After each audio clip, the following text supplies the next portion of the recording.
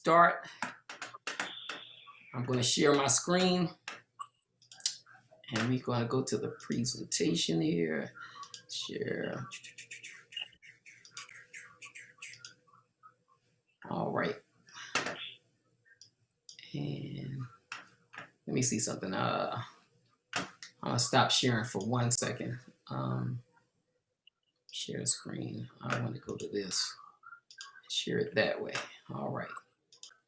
All right, so I have everybody up here. All right, so we're going to start. This is Emerging Concerns Amid COVID-19 Pandemic Part 6. All right, so this is our 6th chapter in this. All right, and we're going to start off with some brain teasers, and we are going to do a few of them. All right, this is going to be the rapid fire brain teasers. So I'm going to give you about a minute just to look at them and think about them a little bit. And then we're going to start solving them. All right. So y'all can just, we'll do one at a time and we'll get through hopefully these 15 real quick. All right. So here we go. Sister Alfreda, did she say 15? Yeah, 15. Here we go. I took it easy on y'all today. All right. What? So we're going to take 1 minute just to, look them over a little bit, give us some think time. Okay. And then we're going to get started. So let me start the timer.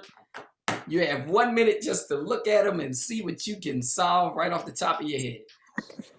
These are popular sayings. Popular sayings. All right. Oh, I heard somebody laugh. That meant they're recognizing some of them already. Yeah. We don't even see them. You don't see them? Wait a minute. How y'all don't see him? I just shared my screen. The screen is blank. Yeah, blank white page. All right, so let me stop because I'm sharing. But all right, try it again. That's crazy. That's technology. It is technology. Getting the laugh was because you said that they were popular sayings. Right. Do y'all see it now? No, we see a blank page again. Wow. Wait a minute, let me see what's going on. All right, so I'm gonna have to try this a different way. Are you clicking on the window that you want to see? Yeah. Yep. All right, so I'm gonna have to do it again. Let me see. I'm just gonna share my whole screen this time. All right. I saw an ocean now. Okay. Do y'all see it now? Yeah, brain teaser 2. All right, here we go. So I gotta restart this clock for y'all. All right, so here we go. We're gonna restart the clock. You have 1 minute. All right, just to give yourself some think time and see how many you can solve. All right, here we go. What? Somebody said what? It's the whole thing. It's each one is one. All right. So like here. Personality disorder? No. Well, it has personality, but I mean, there's no disorder part. I made that up. What are you doing? Chairman? What? Well, I mean, I don't understand how this is working. Yeah, because it's personality. You have to find, it's a popular saying. So you have to look at the picture and you have to see what message, what popular saying they're trying to convey to you. Misunderstood. All right, hold on. Y'all minute is almost up. Somewhere over the rainbow. Oh, yeah, somewhere over the rainbow. Yeah, that was misunderstood. So here we go. Let's start with the first one. Say anything? Okay. All right, the first one. Anybody get the first one?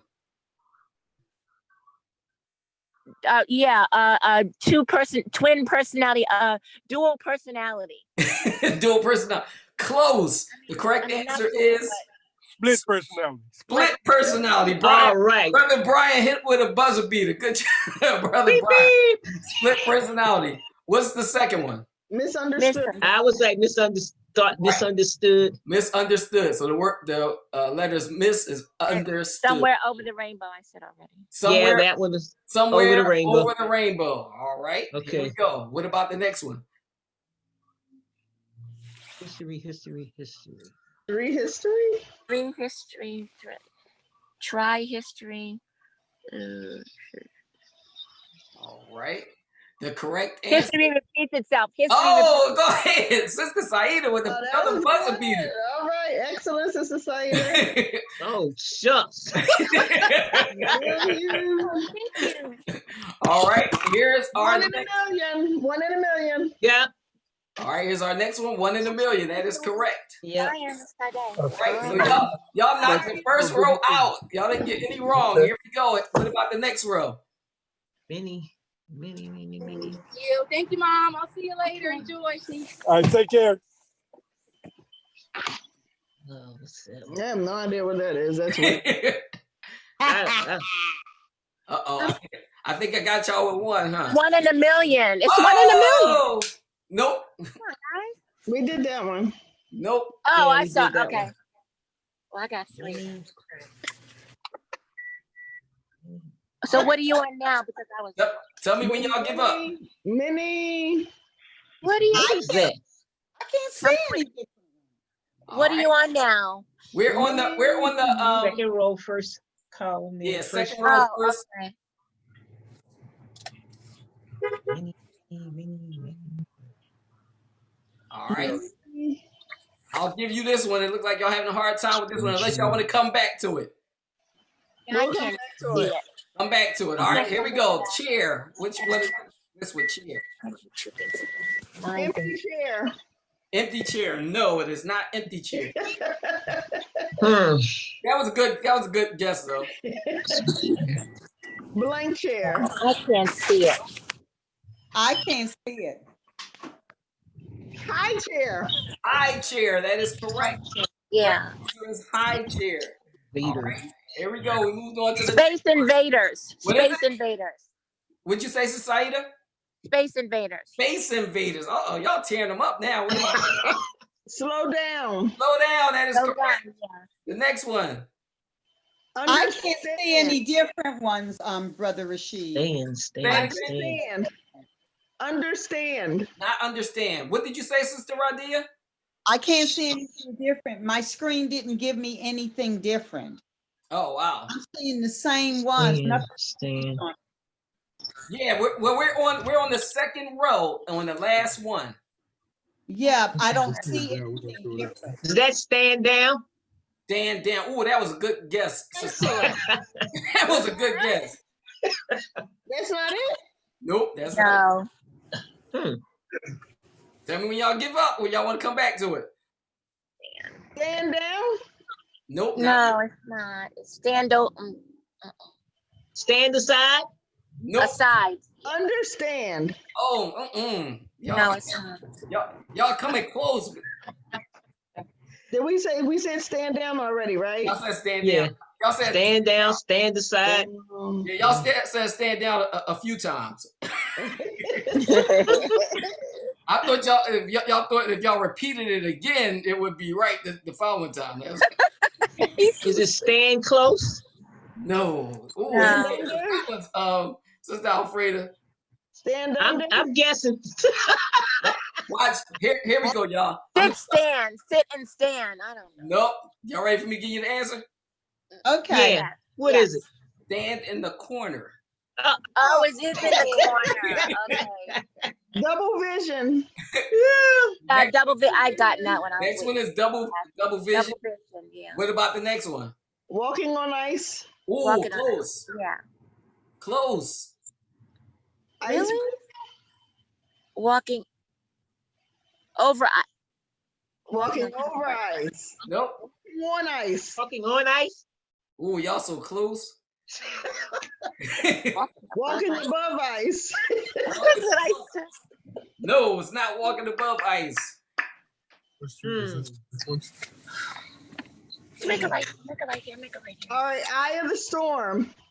Yeah, that's all I saw. I guess. That one, Eye of the Storm, that's good. Yeah. All right, what about the next one? X X hits hits a spot. Oh, close. X marks the spot. X, say it again, Sister Alfreda. X marks the spot. Go ahead, Sister Alfreda. I said that. Go ahead. X marks the spot. All right. What about the last one? Okay, what's this? 1 minute, 1 second. 1. The last one is what? It looks like a picture. 1 minute, 1 second. It's a clock. Oh, that's a clock. Oh, that's a clock.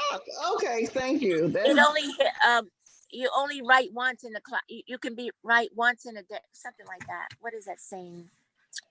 Once in a while. Nope. No, it's Lifetime. the clock strikes something once. I love it. Y'all thinking hard. Uh-oh. These brains woken up. It is, you want me to give it? Stopwatch. Watch. What is it?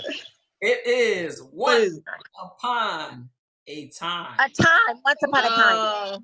Okay. Now, what's this little mini thing up at the top? That one has got me stumped. It's really annoying me. Oh, well, y'all still didn't get that other one. No, we didn't get that one. Walking on ice? With the ice.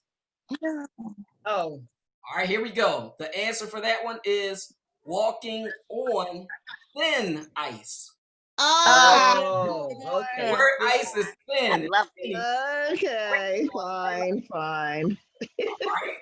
The last one, y'all did good. The last one was, I'll be there in a minute. Okay. Okay. Yeah, The phrase "I'll" is okay. They the word minute. I got it. Okay, thank you. A minute. All right. So that was a good one. Y'all had a whole lot of because you don't have all that going down. This was the best because we had teamwork. Yeah, that's right. Y'all had teamwork. We had teamwork. That was good.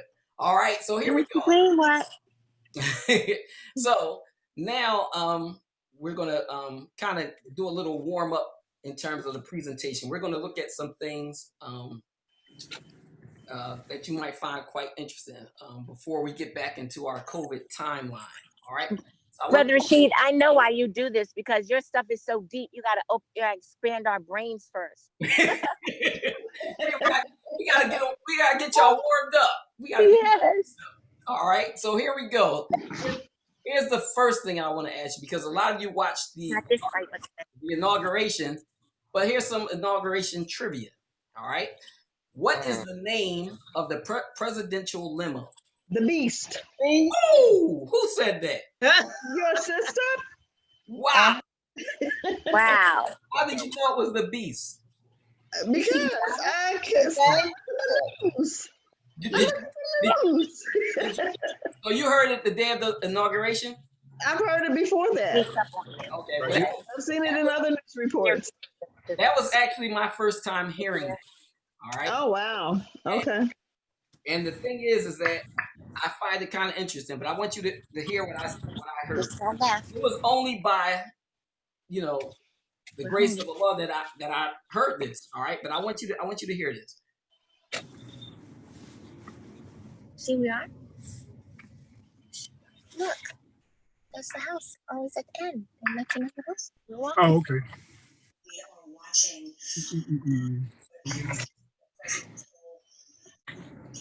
holding the president-elect. The current president is not present today.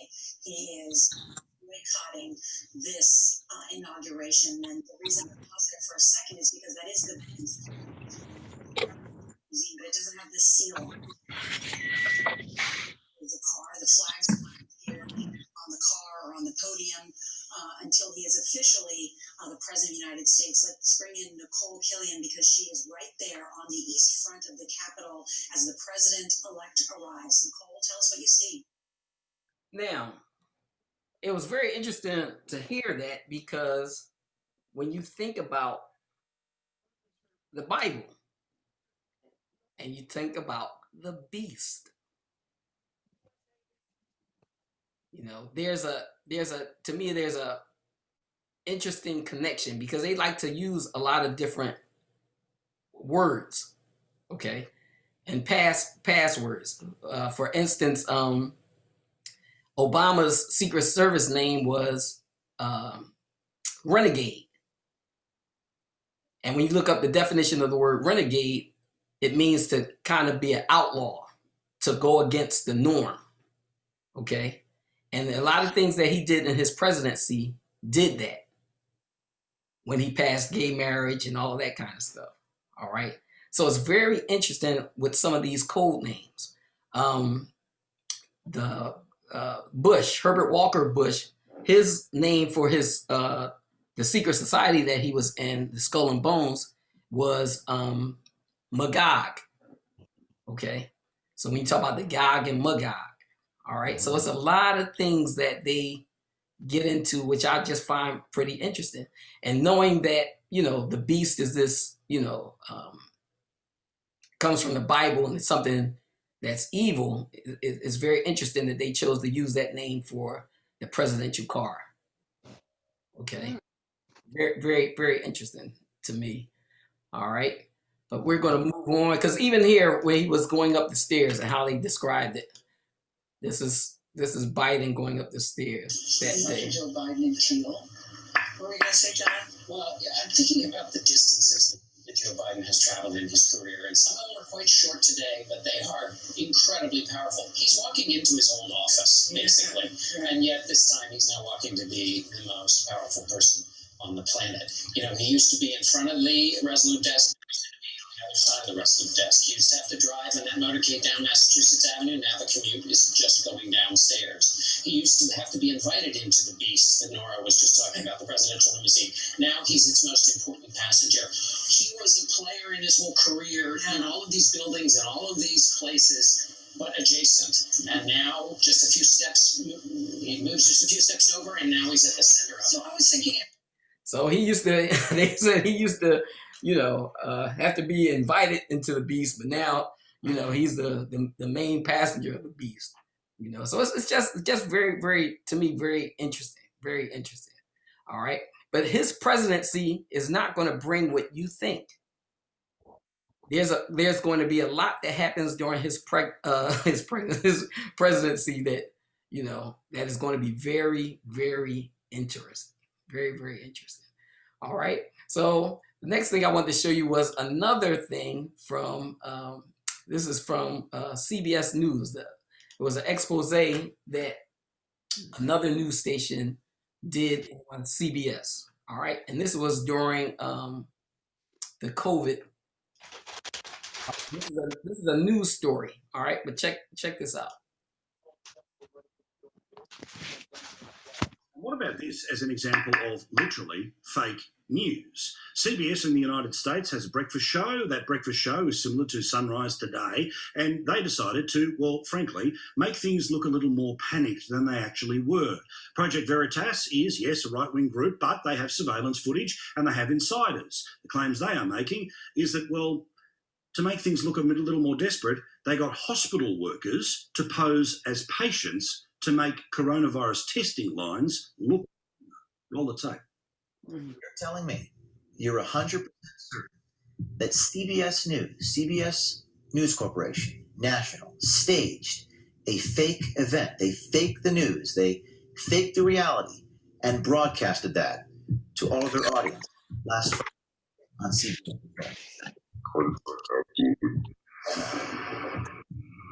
Apparently, the news crew. I know why.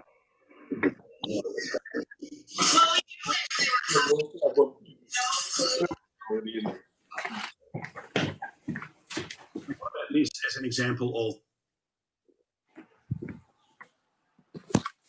CBS News Corporation, a fake event. They faked the news. They faked the reality and broadcasted that to all of their audience last Friday on CBS. 100%, absolutely. The news crew wanted because they knew it was special. Well, we knew they were coming. We had no clue that we were going to have to, do fake patients. Did she tell you guys, hey, you're not actually getting tested? Yeah. Yes. Well, just to make it look easy for her to use. That's pretty see you guys do the swab at all. I just saw you talking to them, and then I was talking to the other girl. There were a couple real patients, which made it worse. They probably just wanted it was busy. It's my guess. Shameful. The full video is up on our Facebook page right now. Just go searching for Paul Murray Live. So, any thoughts on that?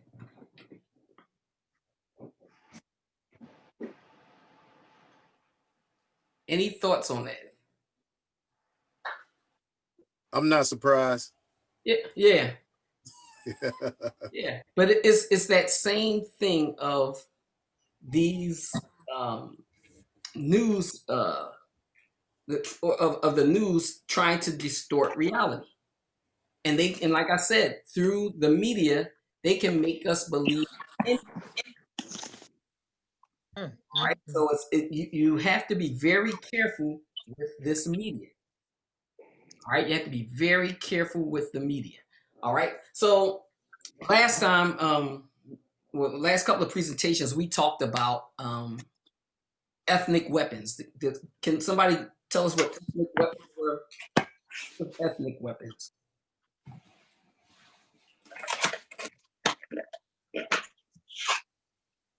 Not all at once, y'all. Who remembers what ethnic weapons were? I don't remember. All right. Remember, the ethnic weapons were biological I think they were.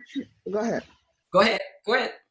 I think basically what the report was saying that there were, I guess, scientists out there who were actually trying to develop biological weapons that would target certain aspects of the DNA of I'm going to say target populations. Well, let's just be straight up. These were biological agents that would attack a specific race. Oh, okay, yeah. All right, so those are ethnic weapons, and we talked about those being made. They had been made. All right, so let me show you this. This is from a this was like in the 70s. All right, this was a black exploitation film called Three the Hard Way. All right, anybody remember that movie? You do. Mine does. Yeah, I do. Exactly. All right. So I heard Brother Shaheed talk about Jim Brown and Jim Kelly. All right. And Fred Williamson. Right. But I want you to listen to this trailer because, like I said, this stuff has been going on for a long time. But listen to this trailer.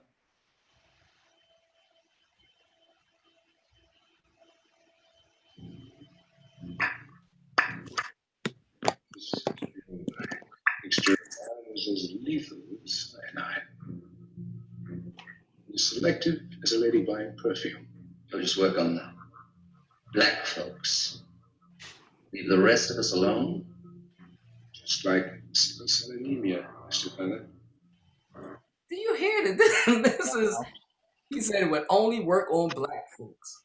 That's something. And this was back in the, okay. Wow. That's just the stuff.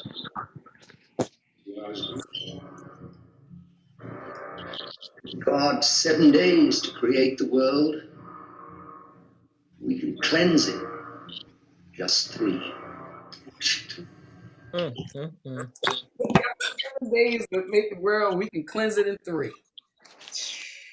All right, so this is some heavy stuff, y'all, and a lot of these things we have to really remember and think about because it is already the goal of the elite to reduce population, and we are one of the most we'd say the people that they don't want on the planet. We are the most marginalized people on the planet. All right. We've looked at so many things. We looked at NSSM 200, which was by Kissinger and Nixon. and they talked about reducing the population in Africa, and then next thing you know, AIDS came. They have been dealing with biological weapons to use as a genocide for a long time. Right. But now watch. I want you to listen. Watch. Here's a piece that I caught on AIDS. Check this out.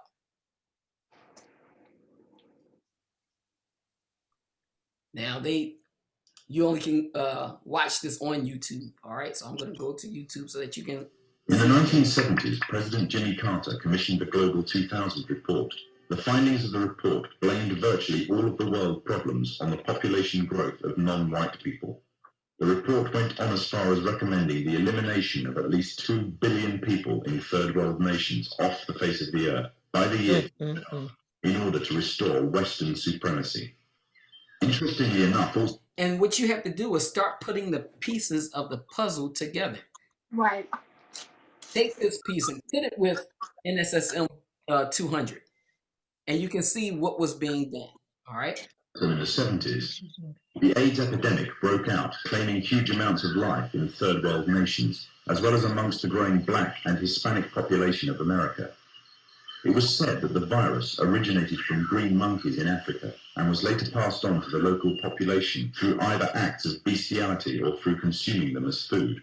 From there on, AIDS spread like wildfire across the African continent and later on to the rest of the world, claiming millions of lives.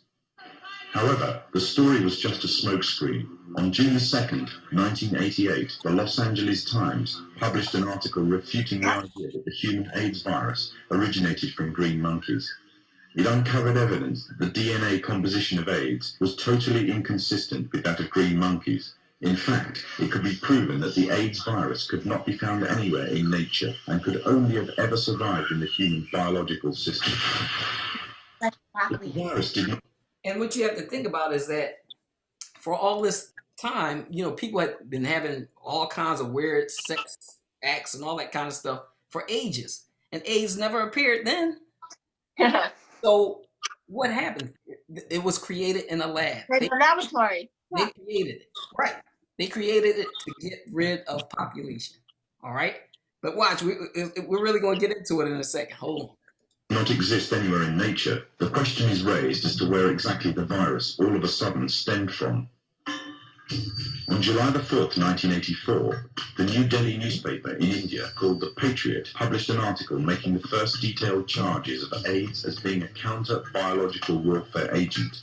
An anonymous American anthropologist was quoted claiming that AIDS was genetically engineered at the U.S. Army's Biological Warfare Laboratory at Fort Detrick near Frederick, Maryland. Then on October the 30th, 1985, the Soviet journal Literaturная Gazeta repeated the charges made by the Indian newspaper, making it an international controversy. All this, however, was easily passed off as a communist rhetoric by the Masonic West. However, on October the 26th, 1986, the Sunday Express became the first Western newspaper to run a front-page story confirming the findings of the Indian and Soviet newspapers entitled AIDS Made in Lab Shock. The outbreak of AIDS has been linked to vaccine programs around the world.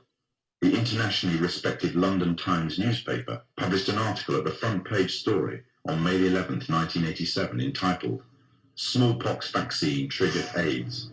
The article establishes a direct correlation between the smallpox vaccine administered by the World Health Organization to an estimated 50 to 70 million people in different Central African countries and the subsequent outbreaks of AIDS in those regions. The World Health Organization is the medical wing of the United Nations. The evidence suggests that AIDS is a genetically engineered virus spread through vaccination programs in third world countries, germ warfare against the innocent and the weak, aimed at eliminating an entire populace off the face of the earth. AIDS is nothing other than the modern-day final solution, and all of this for the purpose of installing an economic policy that would give complete global domination to the Masonic West. However, for the Freemasons' economic domination on its own is not enough. In order to have Masonic governments at the head of global union, under complete Masonic control, an economic union may suffice, but to keep it there, they would need a military union, and that union would be none other than the UN.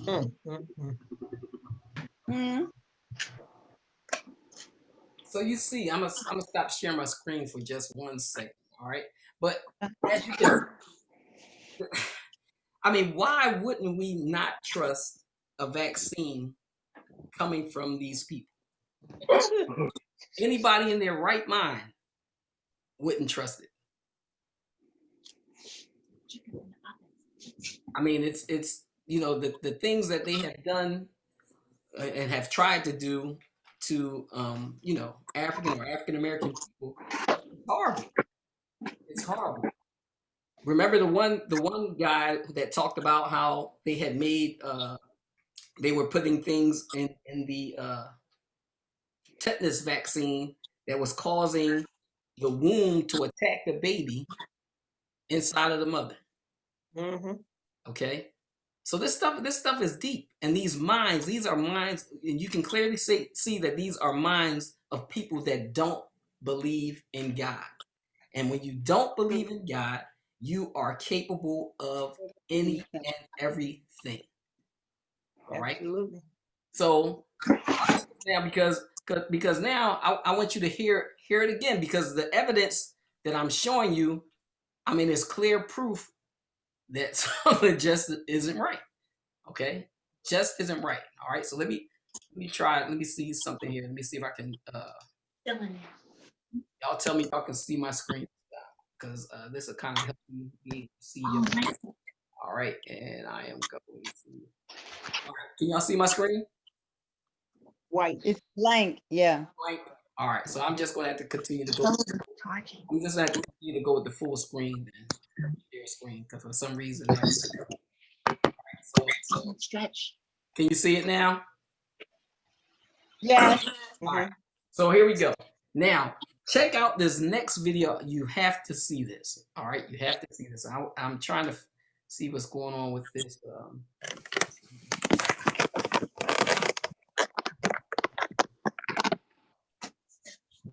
Because I put notes on some of these, and I'm not seeing some of my notes. So I'm just trying to see what happened. All right. So it's cool.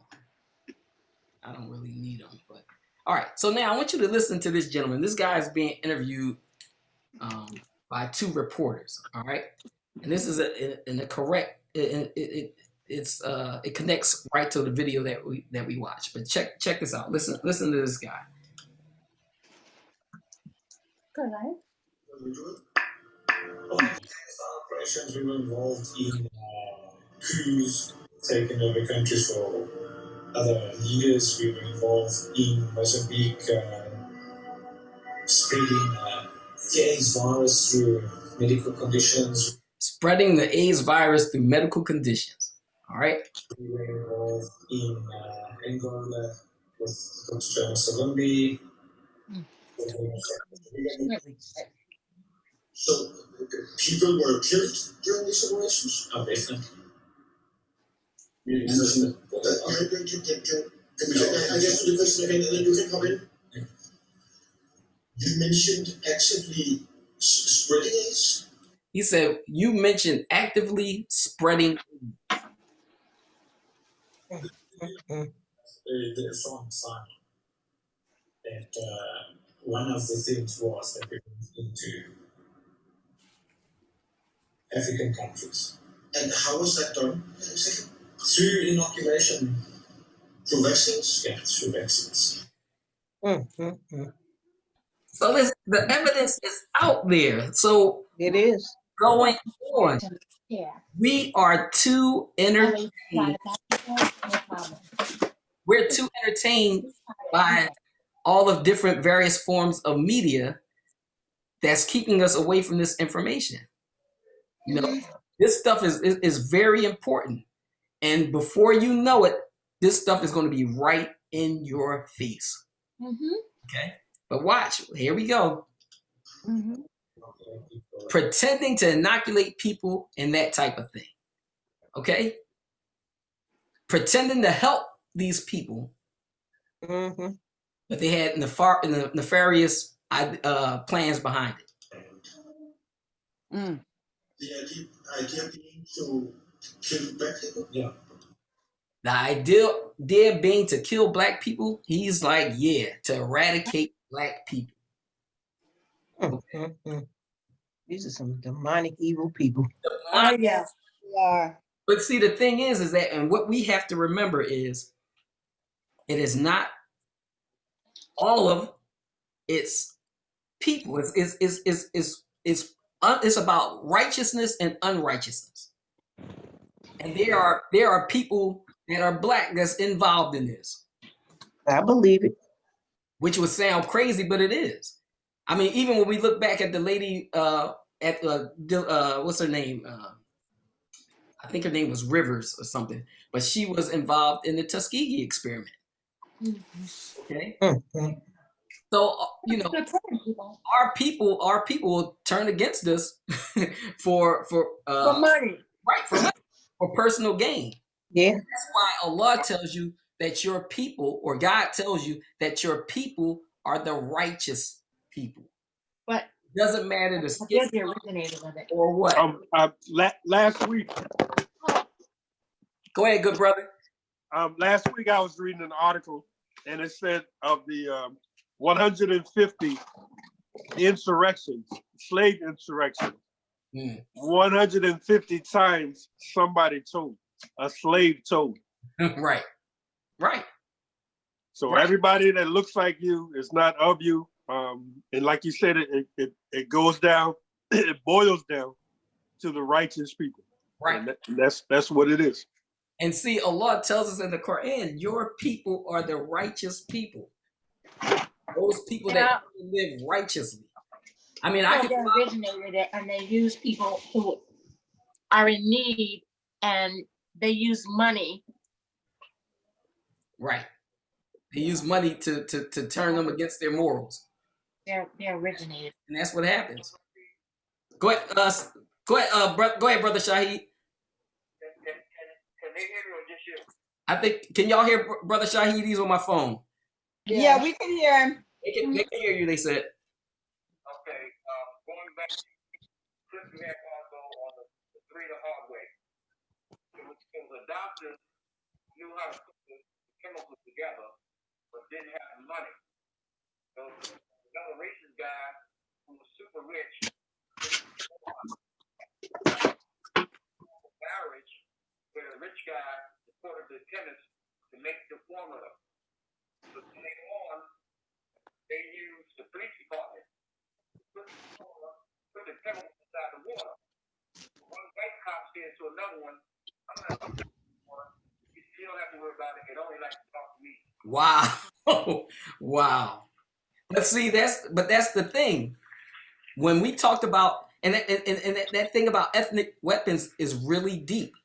We have to probably revisit that again, because that was deep, y'all. Because they said that they have the capability of design. Well, they've designed weapons that will only attack a specific race. They talked about doing it with Russia too, having weapons that biological weapons that will only attack Russian people. So it's this stuff is really wild. All right, but let's finish up with this. All right. You must understand the concept was that AIDS was a cure. It was incurable at that point in time. So it was led to believe that if infected people, it was a quick, non-militaristic approach to eliminate that. And that is something we know for a fact. AIDS was actually spread to other countries, to African countries. Before we continue with, so this stuff is deep, y'all. But let's move on. Here's our next one. All right. Now, we talked about the omnibus spending bill, right? This COVID relief bill that they, created. All right. And things in it wasn't about COVID. All right. So in the omnibus spending bill,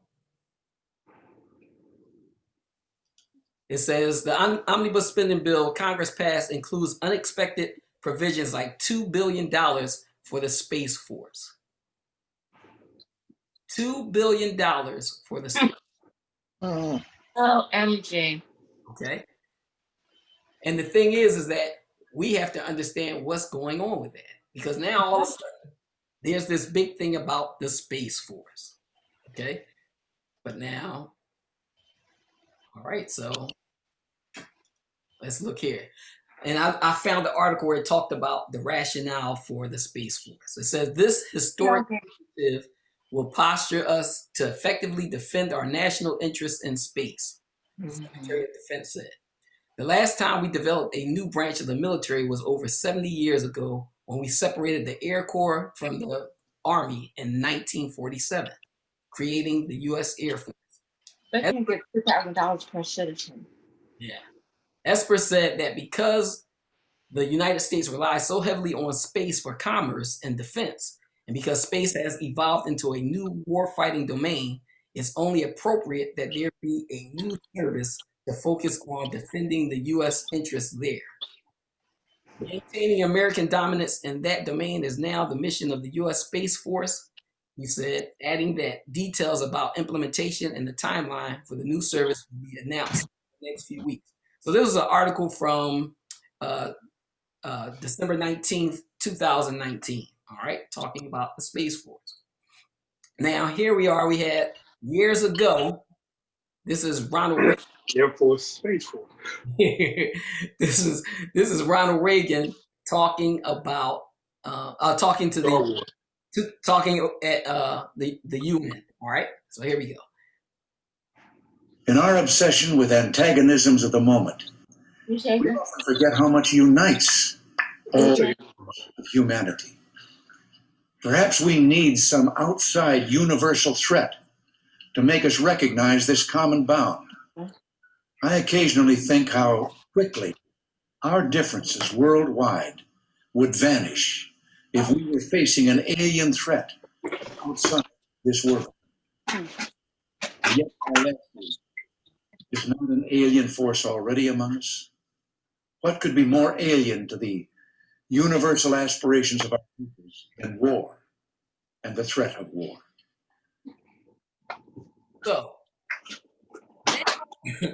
So basically, can somebody surmise what he's saying? Can somebody give us a synopsis of what he just said?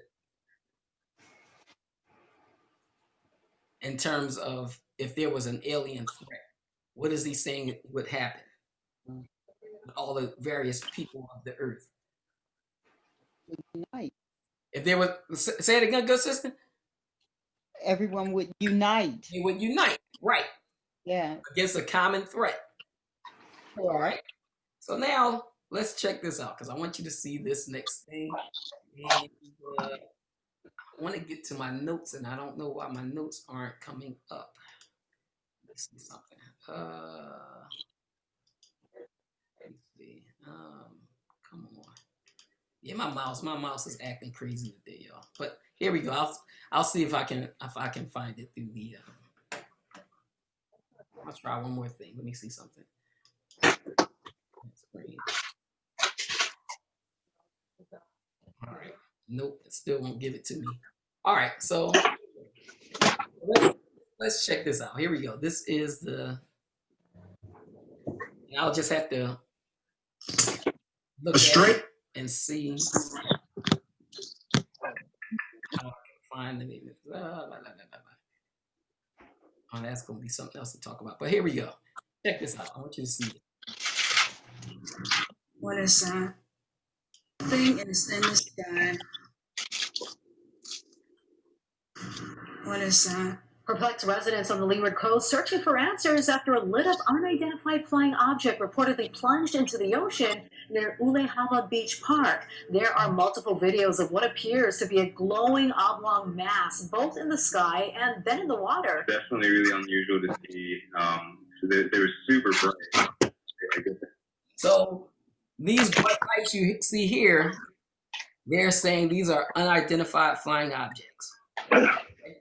The blue light in the last video was an unidentified flying object. All right, check it out. I couldn't really get the full gist of it with my camera since it was so far away, but it was really, really bright. Officials from the Federal Aviation Administration say there were no aircraft incidents or accidents in this area Tuesday night, but multiple witnesses report seeing a large blue object fall out of the sky and into the ocean.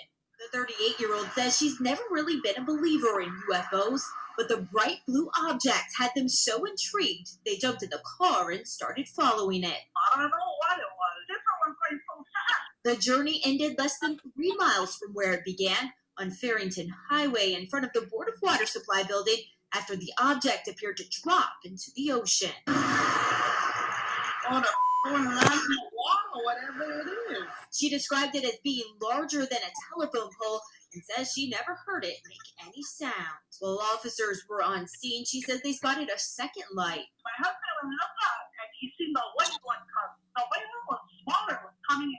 We lost sight of the object after it passed over a nearby mountain. This morning, we asked Honolulu police if investigators figured out what fell in the water. A spokesperson told us they didn't have any information.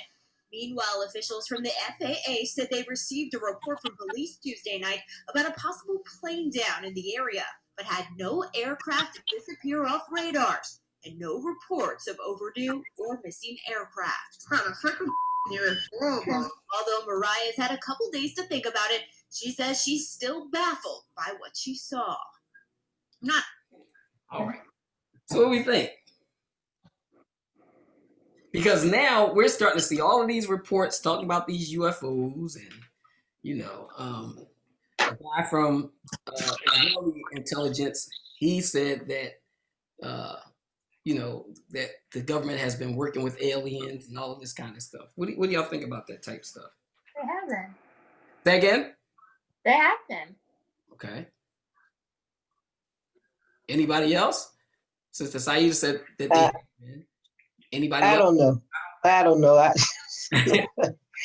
know. It just seems so far-fetched. I don't know. I don't believe that. Okay. So, all right. Sister Alfreda said, "Oh, she don't believe that. She thinks that that's a bunch of crap." Okay. Yes. All right. We got Brother Shahid. I kind of think that we're not the only life form that exists, because the other life forms that may not look like us. But there's still out in the plan that basically says that all everything that comes in the earth give glory to Allah. So other than the human beings, the angels, those that even jinn, I believe that there are other life forms maybe on other planets. They may not look like us, but there's something out there. So that's what I'm doing now. Plan to find some evidence to see whether or not there is something, on another planet other than ourselves. Okay, so now don't forget the animals, because the animals also, show glory to Allah, or show glory to God. Right. It's created. Right. Right.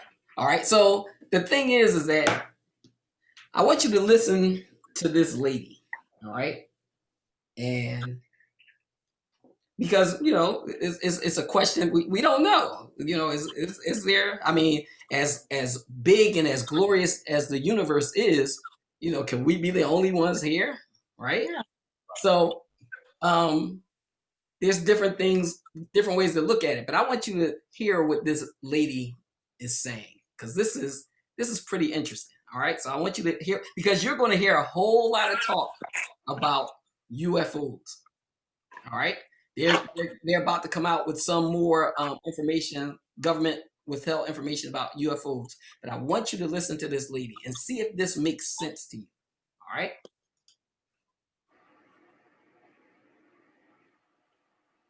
When I was a corporate manager of Fairchild Industries in 1974 through 77, I met the late Dr. Werner von Braun in early 74.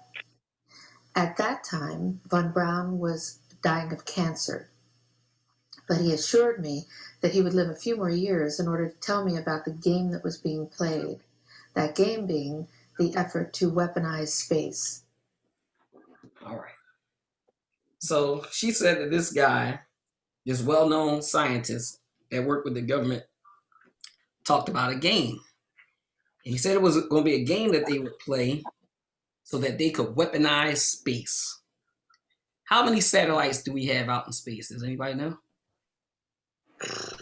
I read something, and this just dealt with the GPS, that they had 28 satellites just dealing with the GPS system. So I don't know overall. All right. So I saw a report where they said there was 1,300 satellites in space. Okay. 1,300 satellites in space. Wow. Okay. That's a lot. Now this man who worked closely, with the government and stuff, he warned her about a game that was being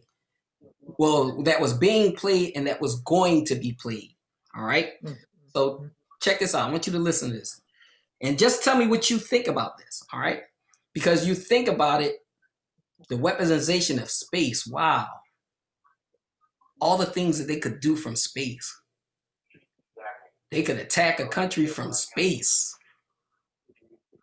And we don't know how far they have advanced in technology. Because the stuff that they give to us is 25 years behind what they have. That's what someone said. All right. But check this out. Here we go. Let's listen to this. This is very interesting. To control the Earth from space and space itself. Von Braun's purpose in life during the last years of his life, his dying years, was to educate the public and decision makers about why space-based weapons are a dumb, dangerous, destabilizing, too costly, unnecessary, unworkable, undesirable idea. The strategy that Werner von Braun taught me was that first the Russians are going to be considered to be the enemy. In fact, when I met him... So when the Russians were considered a big threat, what was that time period called? The Cold War. A Cold War, all right? So this is the first one that he warned, that he told us about, was he talked about the Cold War, all right? Here we go. They were the identified enemy. We were told that they had killer satellites. We were told that they were coming to get us and control us, the dirty commies, that whole story. First, the Russians were the enemy against whom we're going to build space-based weapons. Then terror. Because remember, what was the thing that they wanted to build? It was called what? Star Wars. Remember? Yeah, that was under Reagan. Right. The defense system. Right. All right. So here we go. Terrorists would be identified, and that was soon to follow. We heard a lot about terrorism. We heard a lot about terrorism. Oh, wait a minute. Let me see. I gotta get it right. Satellites. We were told that they were coming to get us and control us. The dirty commies, the whole story. First, the Russians were the enemy. We were going to build space. Then terrorists would be identified. The Russians. Then came what? The terror. Terrorism. Right? Yeah. All right. So here we go. He told her this a long time ago. Russians, then the terrorists. All right. And that was soon to follow. We heard a lot about terrorism. Then we were going to identify third world country crazies. We now call them nations of concern. All right. Nations of concern. Who would they be? The Muslims. Russians, the Iraq. Iran. Okay. All right. North Korea. North Korea. Right. All right. So here we go. But he said that would be the third enemy against whom we would be needing to build space-based weapons. And the next enemy was asteroids. Now, for a while, there was news reports about asteroids. I remember this. I remember they talked about, possible asteroids could come from outer space and run into the Earth and all of that kind of stuff. So it was what was that Bruce Lee movie when they were sent to blow up the asteroid? What was the name of that movie? A scientist said, all you gotta do is go to the movies and keep Armageddon.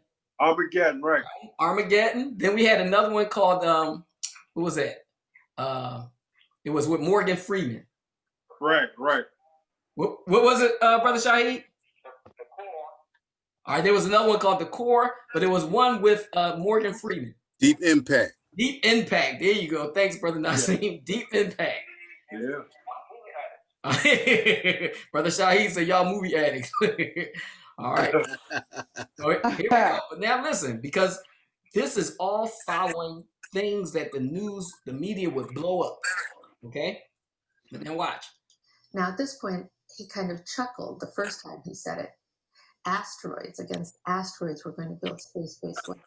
So it was funny then. And the funniest one of all was against what he called aliens, extraterrestrials. That would be the final card. And over and over and over during the 4 years that I knew him and was giving his speeches for him, he would bring up that last card. And remember, Carol, the last card is the alien card. We're going to have to build space-based weapons against aliens. And all of it, he said, is a lie. He didn't mention a timeline, but he said that it was going to be speeding up faster than anybody could possibly imagine. That the effort to put weapons out was not only based on a lie, but would accelerate past the point of people even understanding it until it was already up there and too late. In 1977, I was at a meeting in Fairchild Industries in a conference room called the War Room. This is 1977. And they were talking about creating a war in the Gulf region when there was $25 billion in the space-based weapons program that yet had not been identified. It wasn't called the Strategic Defense Initiative, at least, until 1983. This weapons system then had obviously been going on for some time that I didn't know anything about. So I stood up in this meeting in 1977 and it said, I'd like to know why we're talking about space-based weapons against these enemies. I'd like to know more about this. Would somebody tell me what this is about? Nobody answered. They went on with this meeting as though I hadn't said anything. So, so the thing is that, so now all of this money is being put into this space force. All right. So this might be another one of their tricks, as this man is saying. You know, we don't know, but I mean, from what he said, it's followed that same exact pattern that he talked about. I've lived what he's talked about. The Cold War, the terrorists, the rogue nations, you know, looks like an asteroid thing, and now it looks like it's something dealing with aliens, because now they're pushing that a lot in the media. Well, you have to come up with a boogeyman. Right. So every 10 years, it's a different boogeyman. Right. The Russians, Muslims, the Koreans. So they have to have somebody to justify spending money on the defense. The defense is like half of the budget. So you have to keep the people in suspense, keep them terrorized to justify spending money like that. And these companies, even President Eisenhower said the industrial military complex.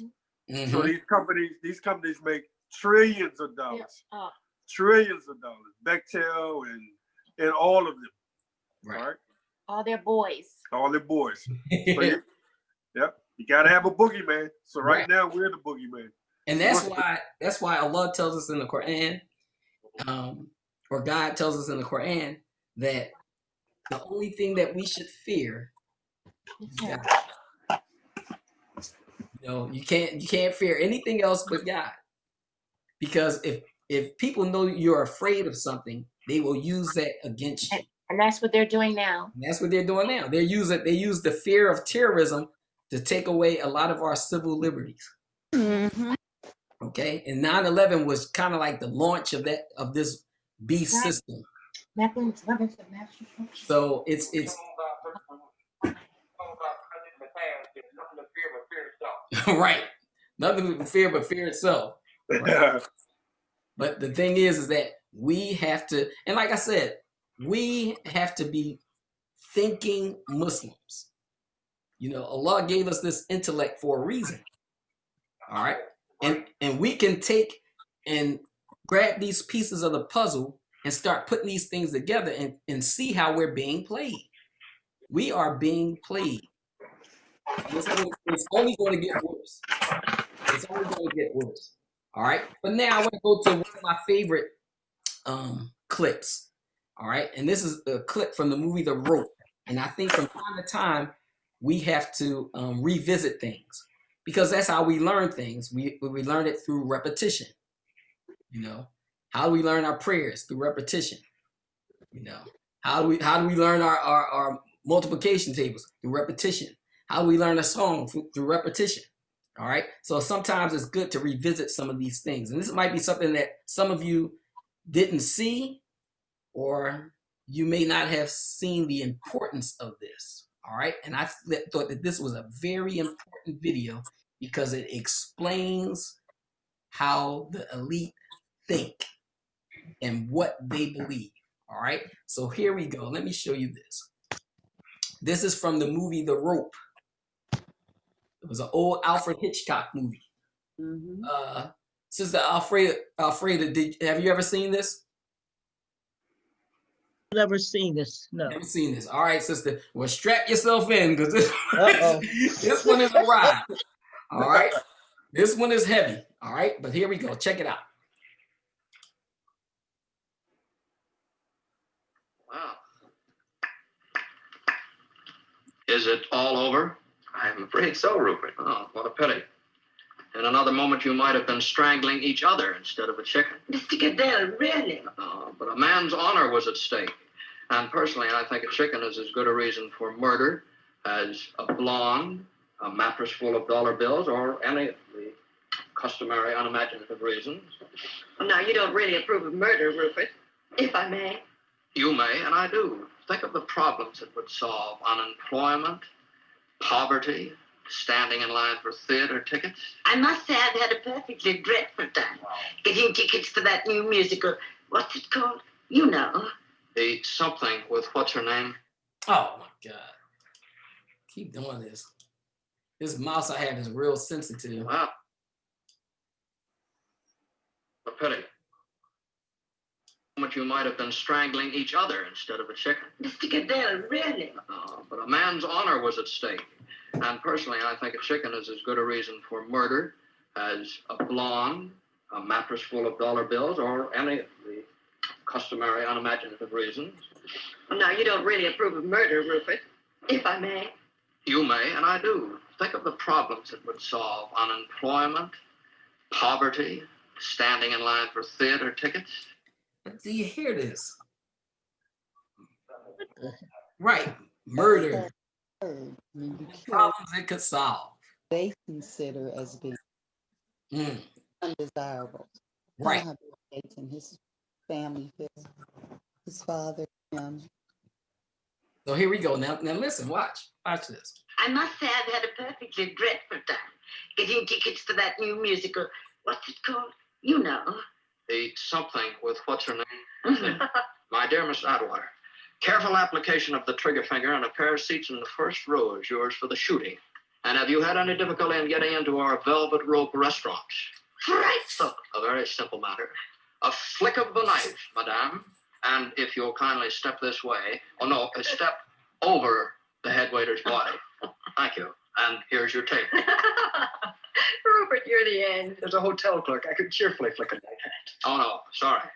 Knives may not be used on hotel employees. They are in the death by slow torture category, along with bird lovers, small children, and tap dancers. Landlords, of course, are another matter. You're seeking an apartment? Call on our Miss Sashwaite of the Blunt Instrument Department. Was it a divine idea? If it suits your purpose, merely. But then we'd all be murdering each other. Oh, no. Oh, no.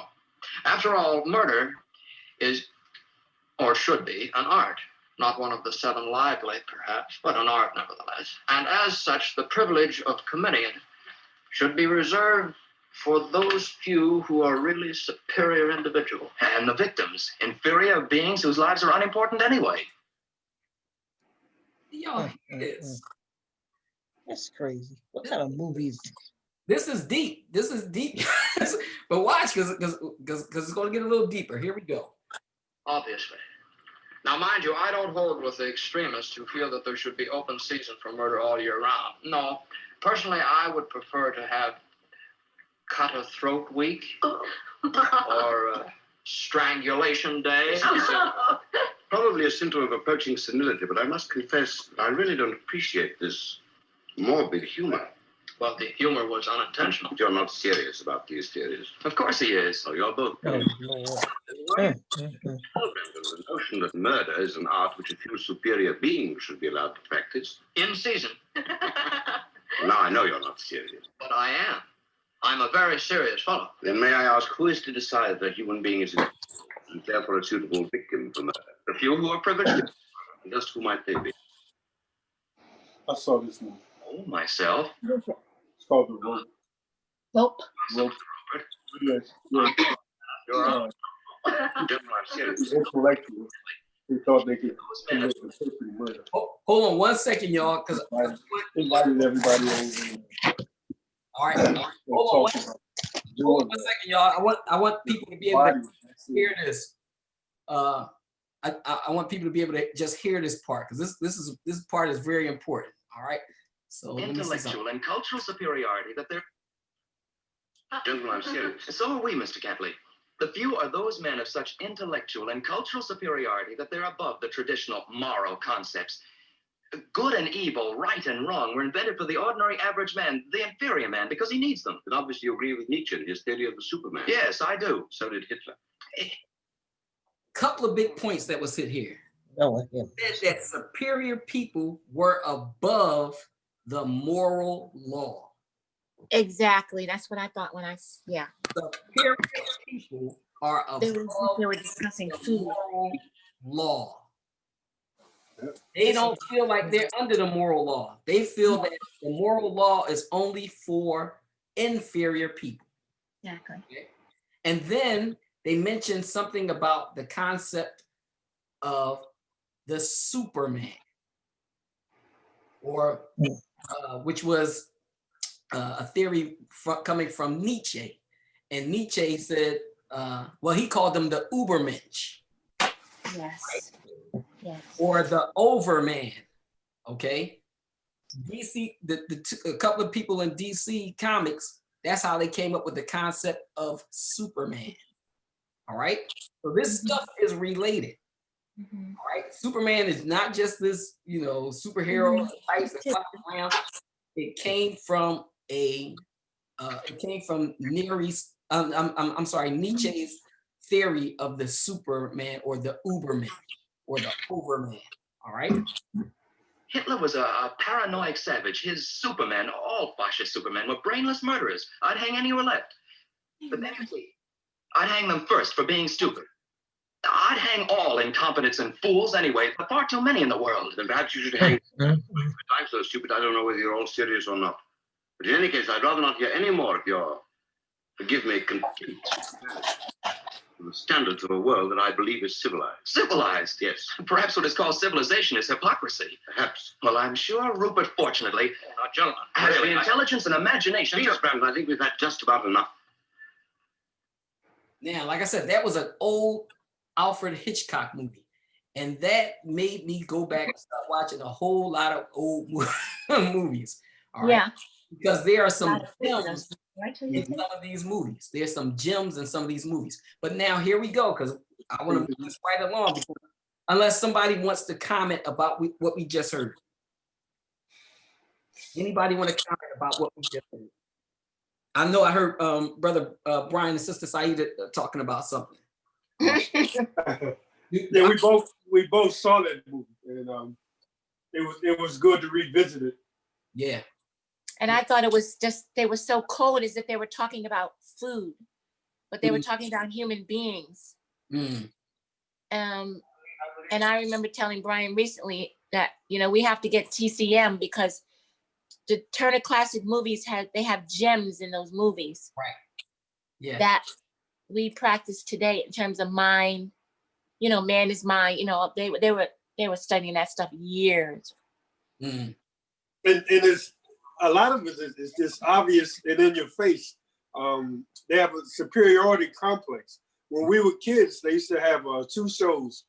The $6 Million Man, and was it the $6 Million Woman?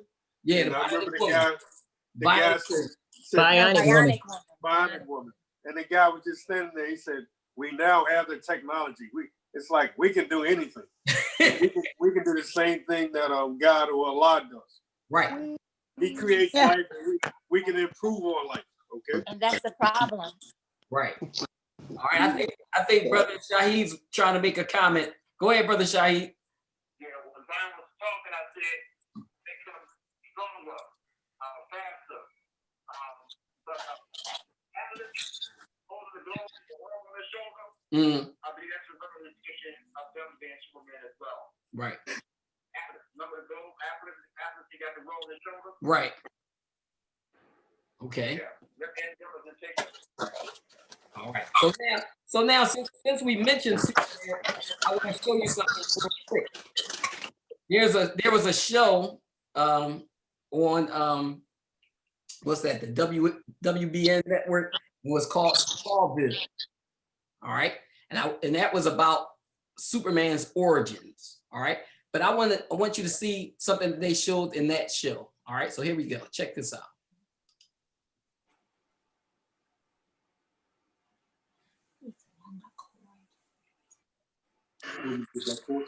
It's my wife. I've been hearing her in my thoughts. Last night I had a vision. If that happens, I know I'll be joining her soon in a new life. But to do that, I must first leave this one. Leave. Like, die? It's time I meet my destiny, Lois. But before I go, I wanted you to meet yours. You can't do it without you. You're in Shaira. Carter, I'm not like you and Shahira and Clark. My future is here in Africa. You know, the philosopher Nietzsche believed we shouldn't live for the future, but for the present. Nietzsche said, when we shouldn't live for the future, we should only live for the present. In other words, that's kind of a denial of what God tells us. Right? I don't know what season or episode this one is. I mean, I can easily find it. All right. That's what that's about. All right. Live for today. All right. So check it out now. Yep. Live for the day. And think about it. It goes back to one of the things that have been pushed on our kids called YOLO. You only live once. So in other words, do what you want to do. Okay? All right, so here we go.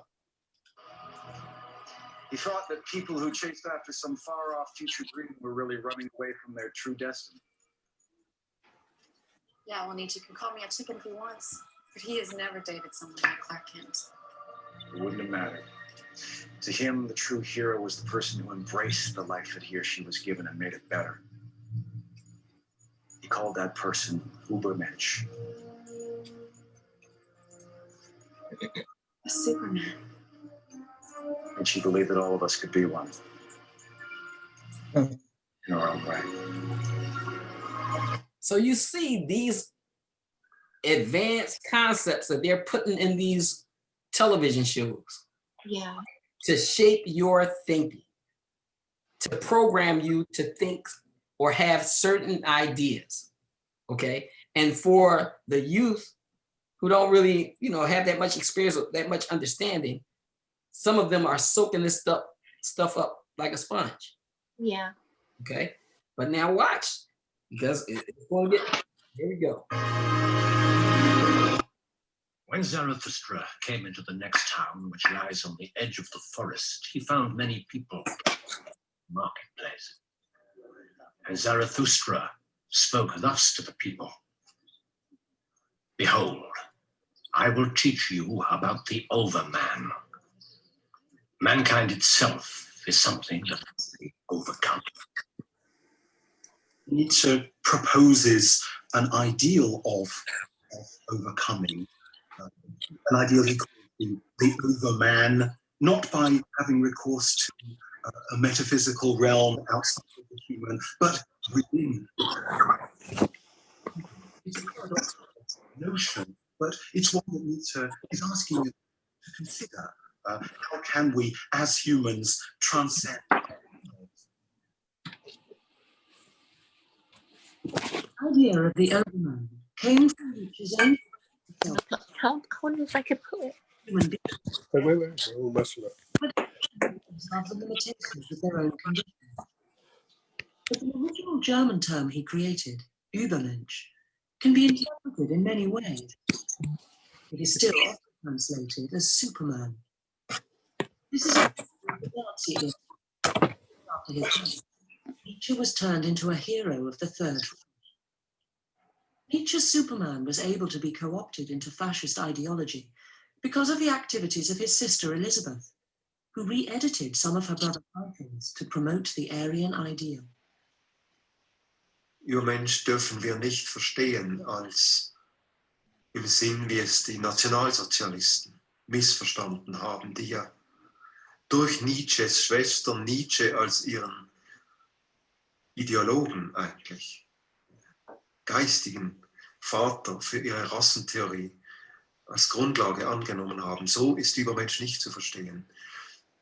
Übermensch heißt überwinden, einen neuen Weg suchen, nämlich auf den Weg ohne diese göttliche Figur, die mich hindert am Leben, sondern der Mensch, der in völliger Freiheit neue Wege sucht und in diesem Sinn gottlos ist. If you translate Superman as the overman, which some people do, the Übermensch, the mountains were in a sense the overworld. They represented for Nietzsche a place of self-transcendence. And their opposite was the land down below, ordinary life, common life, that which had to be transcended.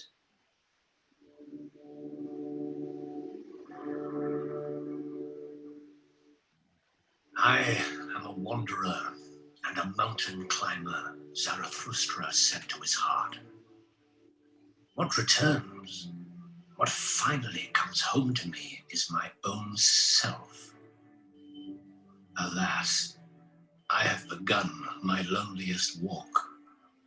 But whoever is of my kind cannot escape such an hour. The hour which says to him, only now are you going your way to greatness. Peak. Now join together. For all things are baptized in a well of eternity and lie beyond good and evil. I think Nietzsche saw the challenge of being human. In a very simple phrase, he spoke of the human condition as being zwischen Tier und Übermensch. It is between the animal and the Superman. That is the challenge of the human condition.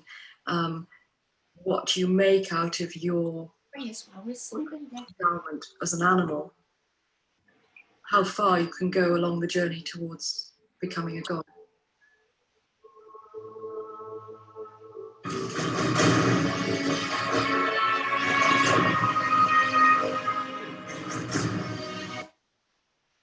And for some reason, that didn't have the scene that I wanted on there. But he talked about man becoming God. I think they took that part off. Man becoming God and then exceeding God. Okay? They are trying to become God through the use of technology. Okay?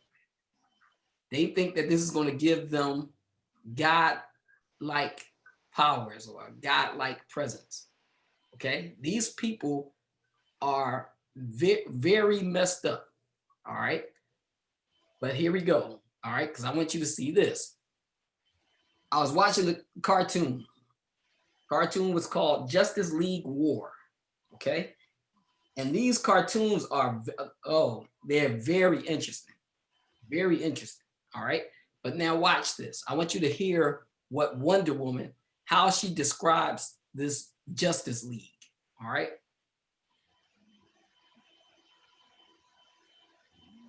Today marks a momentous day in human history. In our darkest hour, these superheroes donned their colorful costumes, took to the streets. This is my uniform. Quiet. Oh, now you want to bark orders? After I did the heavy lifting and pulled everyone together? You're referring to when you botched my very simple directives and Wonder Woman led the charge? Cyborg showed you a video. He emailed it to me.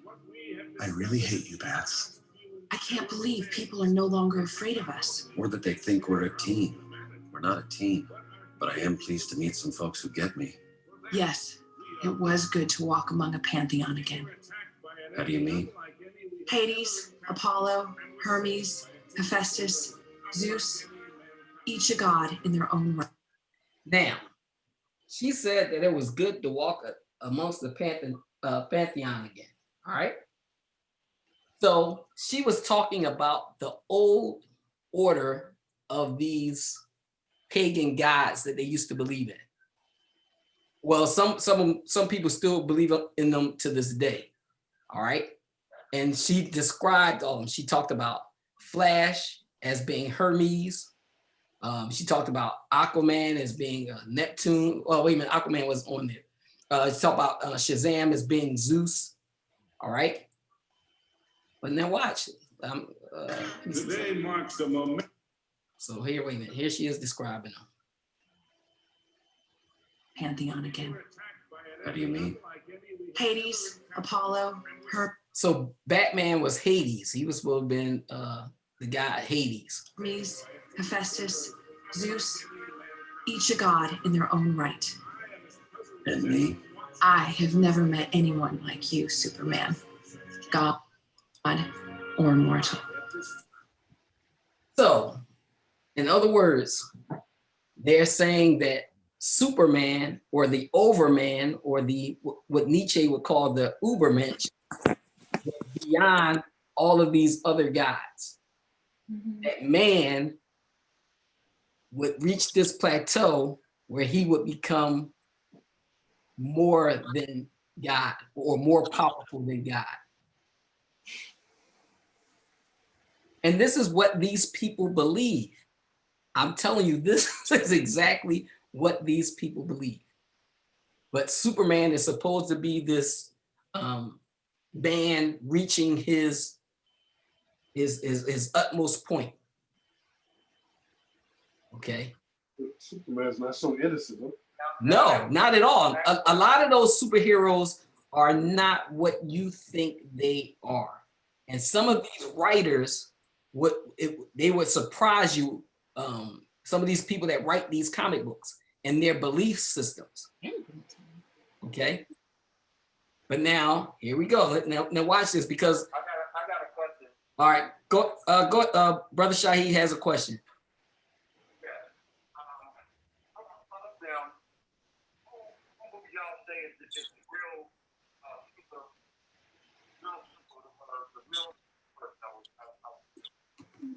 Well,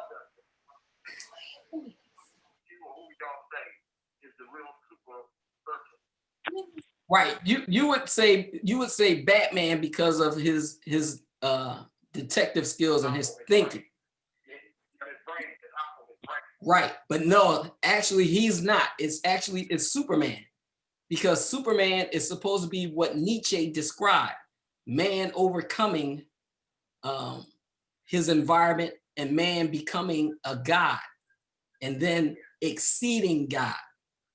Okay, this is their belief. That's why Superman is their number one hero that they push. Okay.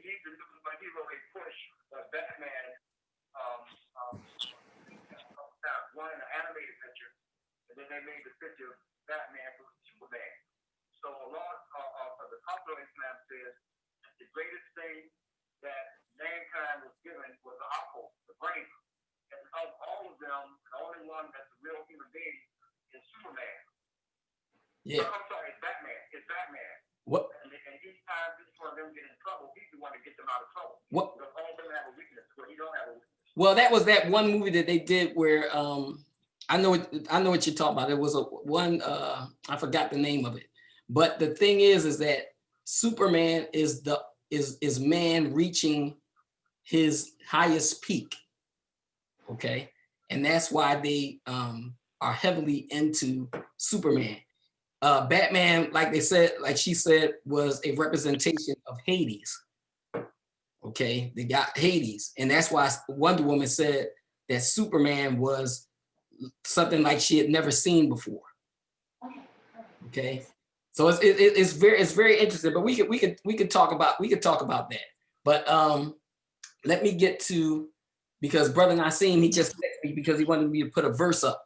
But let me show you a couple of things first before I put that verse up. All right.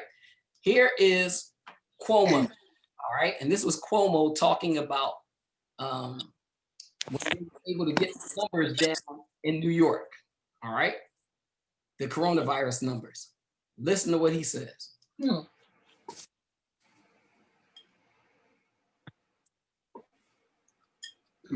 It is directly a result of what you do today. The number is down because we brought the number down. God did not do that. Faith did not do that. Destiny did not do that. A lot of pain and suffering did that. And that's why we lost. So you can hear their arrogance. Yeah. And their blatant disrespect for God. How can you say that God didn't do anything? How can you put that in the same sentence? And I mean, but these are the people that we're dealing with. But now here we go. Let's get to the next one. All right. I want to try to speed up so I can get to this timeline to the coronavirus. All right. But here's this next thing. Check this out.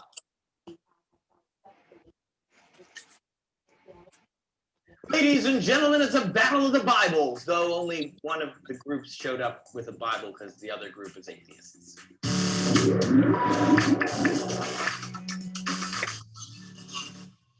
Hey people, Trace here reporting for D News. As a science show, we don't often talk about religion, but when we do, it's because there's research to back it up.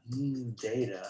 Religion is on the decline in the United States, with a poll by Gallup showing the number of Americans who attend religious services is decreasing, and a separate poll published by Slate showing members of Congress are even coming out as non-religious now. We're now up to 10 out of 535, which is a lot. In 1980, we had 0. With that in mind, a study released from the University of Rochester this month states that those who are non-religious likely have higher levels of intelligence. The 3 psychologists define intelligence as the ability to reason, plan, solve problems, think abstractly, comprehend complex ideas, learn quickly, and learn from experience, which all seem to make sense. They looked at. Now, the title of this video was, "Does believing in God make you dumb?" All right, check it out. They're planning. This is what they're saying. This is, I mean, interesting. Watch. 63 different studies spanning at least 84 years of scientific research. 35 of the studies indicated significant negative correlations between theism and intelligence. Only 2 found a positive correlation. What does this mean? Well, higher intelligence has been linked to success at work and satisfaction in marriage. Conversely, a study from the University of Illinois found religious people in religious societies or difficult circumstances were happier overall. However, the same study found that secular societies were usually wealthier with more social support systems. So which is better, theism or non-theism? My friend Talal Al-Khatib of DiscoveryNews.com created a great list comparing who would win in a battle for the better life. Crime is a big one for the religious people in our society. According to Stanford Encyclopedia of Philosophy, religion and morality has been closely linked since ancient times. Many people believing that morality is created by religion, or at least supported by it. A University of Oregon psychology professor did discover higher levels of religion in the country can also mean lower crime. Other research shows the presence of fear or impulse mental health and recovery from chronic illness. However, it's not all angels and harps. Upon getting to the afterlife, a religious person may have trouble fitting into their robe because religion can make you fat. Seriously, according to a study by Northwestern, religious young adults were more likely to be obese than their non-religious counterparts. Those who believe without church going there'd be no charity are completely off their rocker. In fact, a study by UC Berkeley found atheists, agnostics, and less religious people are driven by compassion to help those in need fairly often. So it would seem though religious people might be happier and crime-free, they'll also be more obese, and their non-religious friends will be more successful and charitable, but might suffer from some chronic illnesses. It seems to me that nobody is winning this battle. I'm pretty sure I don't need to ask you all a question to get you talking about this one, but we will put a link down below for it's interesting some of the ways that we're trying to spin this. You know, religious people aren't into a lot of the material world that they're people strive for. Like we don't see that as the success in this. The true success in this life is being righteous, you know. So it's not the thing about the money and all that. these people, there's something else. All right, but here's another video that this is one myself and Sister Idea was discussing the other day when we talked about whether or not it was Bill Gates. All right, but this wasn't Bill Gates. This was actually another guy. And they were talking about coming up with a vaccine to make people religious. All right, check them out. Excuse me, on the left over here, we have individuals who are religious fundamentalists, religious fanatics. And this is the RT-PCR, real-time PCR expression of the VMAT2 gene. Over here, we have individuals. So let me complete. So over here, we have individuals who are not particularly fundamentalist, not particularly religious. And you can see there's a much reduced expression of this particular gene, the VMAT2 gene. Another evidence that supports our hypothesis for the development of this approach. What you see here is by spreading this virus, we're going to eliminate individuals from dying on a bomb vest and going into a bomb, blowing up the bomb. So our hypothesis is that these are fanatical people, that they have overexpression of the VMAT2 gene, and that by vaccinating them against this, will eliminate this behavior. This is a very, very remarkable data in this next slide. So how can you trust, not knowing the ingredients that's in these vaccines? Right. You don't know what they're putting in you. Now they're talking about putting something in you that would to make you less religious. These people are insane. This was a speech that was leaked from the Pentagon. Okay, but very interesting. But check it out. Here we have two brain scans. These are fMRIs. These are two different individuals with different levels of expression of VMAT2. On top is an individual who's a religious fanatic, an individual, and we've repeated this numerous times, that has high levels of VMAT2.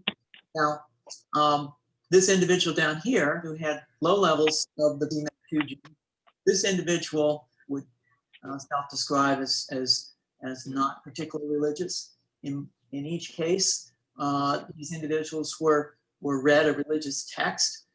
This individual lit up the right middle frontal gyrus shown here, and that's part of the brain associated with theory of mind. It's a part of the brain that has in marked contrast, there's an individual religious, not particularly described as religious. And when they're read a religious text, what you see is that this part of the brain called the anterior insula lights up. This is a part of the brain that's associated with with disgust or displeasure on hearing something.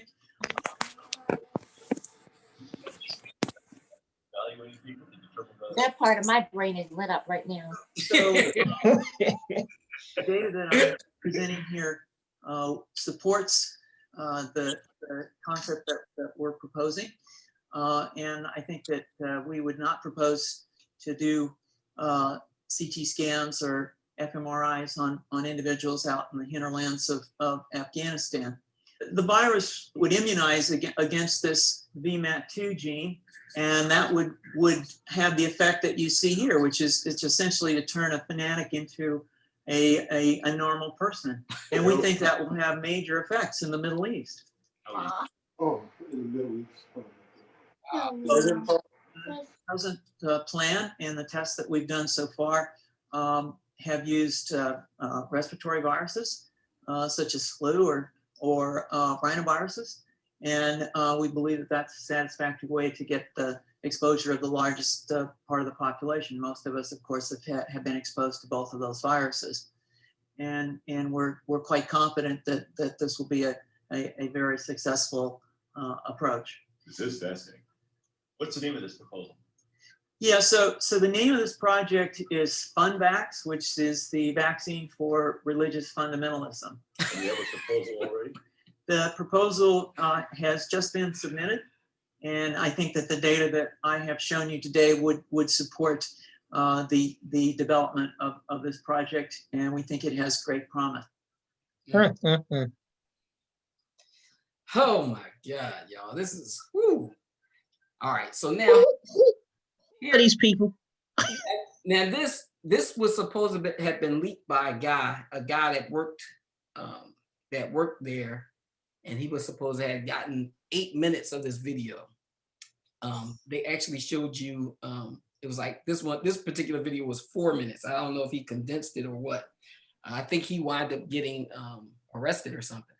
But you can see the date it looks like it was 2005. Oh my gosh. Right. So Brother Nassim, he asked me to share this verse with you. And it's funny how minds think alike because I had this already set up to show you. All right. But here we go. This is a verse from the Quran, and I want you to really think about this. And whenever I say Allah, you know I'm saying God. Allah is just the Arabic word for God. People all around the world speak different languages, and they have different names for God. All right. But here we go. Let me show you this. All right. So I'm going to click on this. This is the Quran, chapter 36, verse 77. It says, "Doth not man see that it is we who created him from sperm? Yet behold, he stands forth as an open adversary. Doth not man see that it is we who created him from sperm? Yet behold, he stands forth as an open adversary." And you think about it. Here we are, created from a sperm cell. And we've been taken from a sperm cell in the egg and created into this human being by the magnificence of our Creator. And then we stand forth as an adversary against him. You know, that to me is awfully deep in terms of what God has said here. Okay? But now let's really look at the definition of adversary. A person, group, or force that opposes or attacks opponent, enemy, or foe. A person, group, etc. that is an opponent in a contest or a contestant, the adversary, the devil, or Satan or Shaitan. All right? So this is what we see from this man. He attacks God, doesn't have respect for God, okay? And not looking at all that God has done for him, or all that God has done for us. in terms of giving us our faculties. You know, these people are truly being tested, and they are trying to be tested. I mean, they're being tested, you know, from the whispers of Shaitan, and they're you know, God has given them rope to see just how far they're going to go. Mhm. And these people are continuously walking with that rope around their neck, you know, and they're going further and further in their disbelief because they follow the whispers of Satan, or who we call Shaitan. All right. But now I want to try to get back on target with this COVID, trail that I come up with for you all. But I want you to watch this, because now when we talk about dystopia or a dystopian future, does anybody know what that actually means? I mean, a lot of us probably heard the word before, but what does it actually mean? What do they mean by a dystopian future? All right. A dystopian future is a society characterized by human misery, squalor, oppression, disease, and overcrowding. Overcrowding. And we keep getting all of these movies with these dystopian type futures where there's overcrowding and all of that. We talked about two of the movies. One from the 70s, which was called Soylent Green. We talked about one from modern times called The Avengers, because that was Thanos' plan in The Avengers, was to get rid of population. All right. Because they think that, well, what they're putting forth is that, you know, overcrowding is going to cause, I mean, too many people or overpopulation is going to cause all of these problems on Earth. All right. Now, another definition they gave for it was an imaginary place where everything is as bad as it can be. And we've seen a whole lot of these movies being put into movies and television shows. All right. I'll give you one. This is from Stephen King. All right. And he had a book. I think the book came out in the 70s, I think. I don't have the I can't get to the notes that I had down here. All right. But I think this movie came out in the 70s. Oh yeah, 1978. So my memory did serve me correct. All right. And this is a scene from a clip from that movie. I'm sorry, TV series. They turned it into a TV series. It's called The Stand. All right. I want you to see a little bit of this.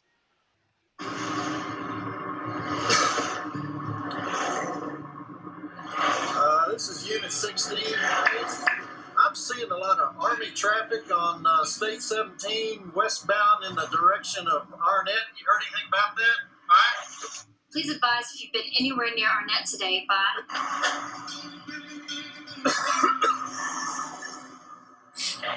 Negative, base. I've been over by the Arkansas state line all day. Well, that's fine then. Suggest you let the Army mind their business and you mind yours, Unit 16. Bye. Well, you don't have to be so grouchy about it, Cynthia. Unit 16, over now.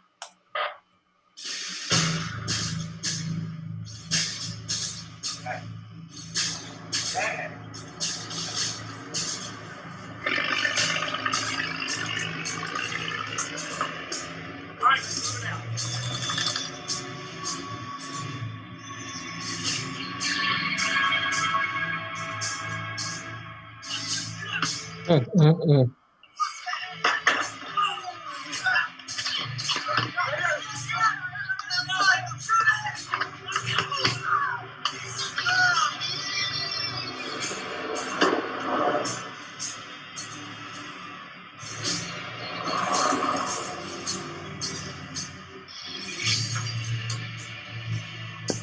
Now, this miniseries was made in 1994. 1994.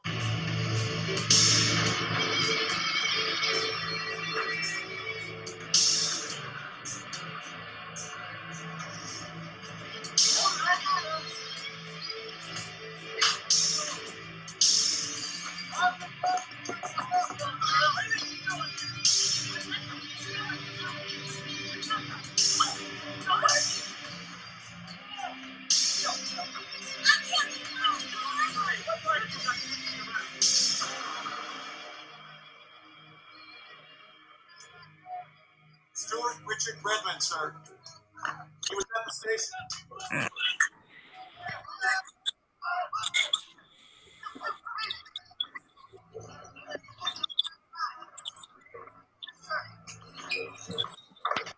Sounds like you're having a busy day. Dr. Herbert Demmings, Mr. Redmond, will you come with us?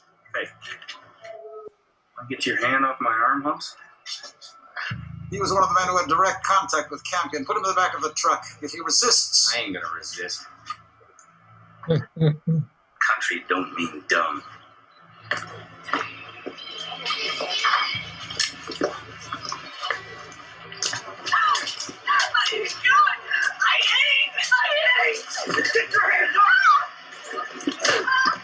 Stay where you are, Mr. Redmond. That's not your affair. What happened? They want to see us. They want to take us to Vermont. Mr. Redmond, I insist you get right now, or... Shoot me? That don't scare me much, Hoss. If we got what that guy Campion had, we're dead already. Right?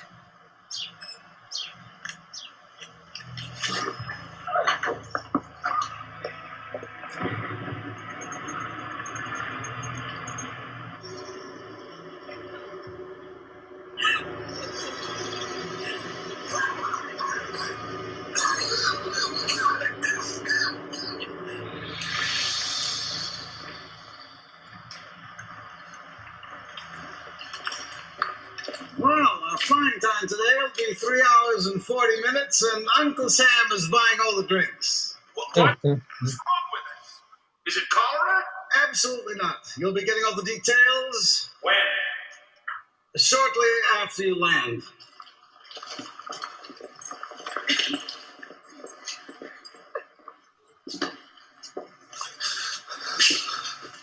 I ain't been this scared since the Mekong Delta in '69. That ain't true. I never been this scared. All right, I'm gonna stop that right there. And I want you to hear a synopsis of the miniseries. And this was like I said, a novel by Stephen King written in 1978. They did the miniseries in 1994. It says an extremely contagious and lethal strain of influenza is developed as a biological weapon in a secret U.S. Department of Defense laboratory in Northern California. It is estimated to be 99.4% fatal. The complete and uncut edition includes a prologue detailing the development of the virus and the security breach that causes its accidental release. Security guard Charles Campion manages to escape before the facility is locked down and takes his family out of the state. After a couple of days, his car crashes at a gas station in Arnett, Texas. Bystanders and ambulance workers become infected by the dying Campion and his dead wife and child. The United States Army attempts to isolate Arnett, going so far as to execute civilians attempting to flee, but in vain. The virus, the super flu or Captain trips, spreads across the country. The government then has its agents unknowingly release the virus in the USSR, its satellite countries, and China to guarantee their destruction as well. When martial law fails to contain the virus, a global pandemic of apocalyptic proportions kills nearly the entire world population within a month. Society collapses with the near extinction of humanity. Some of the few who are immune also die, unable either to accept the loss of their loved ones or to survive in a world where they must fend for themselves. So this was written in 1978. All right, and like I said, the television series came out in 1994, and now they have a 2020 version of this show. All right, but it sounds very similar to the things that's going on. And also, I want you to think back to the guy from New York who proposed the bill of doing what? Going around and putting people in medical facilities or other facilities. Okay, so if they had this illness, or they had this illness from a pandemic or something. All right. So you have to start putting things together. Very interesting. All right. And like I said, this is a novel from 1978. Mm-hmm. Now here we have, this is another one. All right. This was from, I don't even have the date on it. I think this was 2009. All right. This is 2009.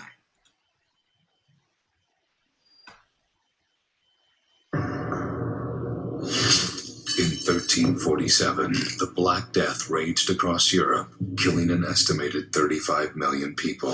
In 1918, the Spanish flu led to the deadliest epidemic in history. In 2008, prepare for the most devastating plague of all. A wide outbreak of avian flu has been confirmed. Demonstrating flu-like symptoms. The city has been quarantined. The death toll is rising at an alarming rate.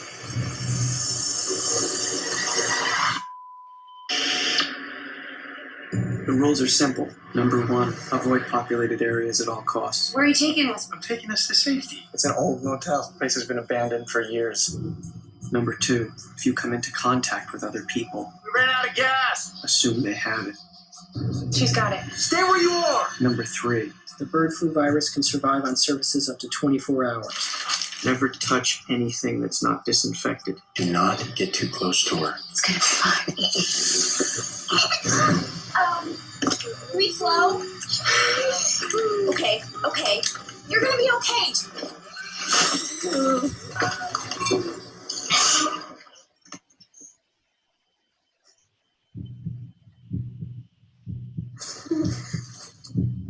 So this stuff has been being thrown in our faces for a long time.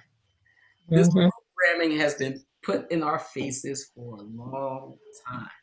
All right, here we go again. Another cartoon. This was this was Superman and Batman. All right, Superman and Batman. Here we go. Check. This is also from 2009. All right, but I want you to hear the conversations. And these are cartoons. These are cartoons that are kind of geared towards kids. Listen to the stuff that they're saying in these cartoons.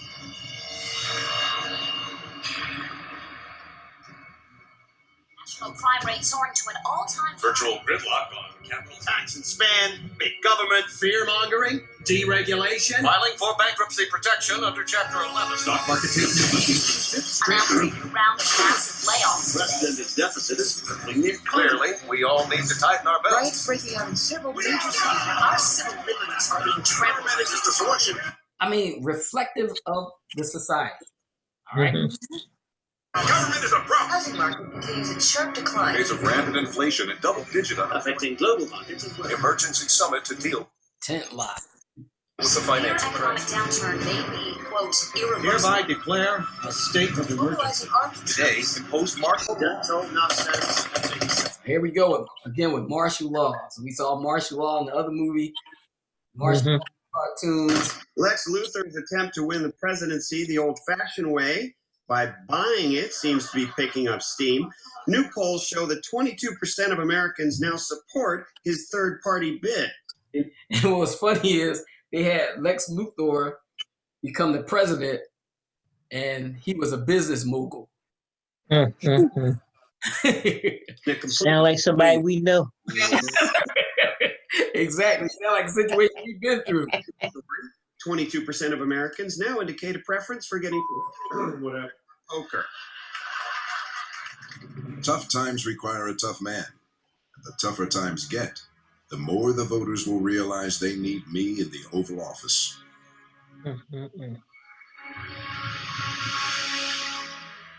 So like I said here, like if you look at sometimes you pause the screen and you look at things, it says independent businessman Lex Luthor was a 46th president. He was the 46th president of the U.S. Absolutely. Yesterday. I think Trump was what, the 45th? 45th. 44th. 45th. Yeah. But it's just very interesting how some of this stuff looks similar. All right? Yep. But now, here we go. Now, let's look at another scene from this same cartoon. Oh, my goodness. This stuff is It's crazy. Check this out. Lex Luthor for president. Lex Luthor, yeah, he was the villain in Superman. Let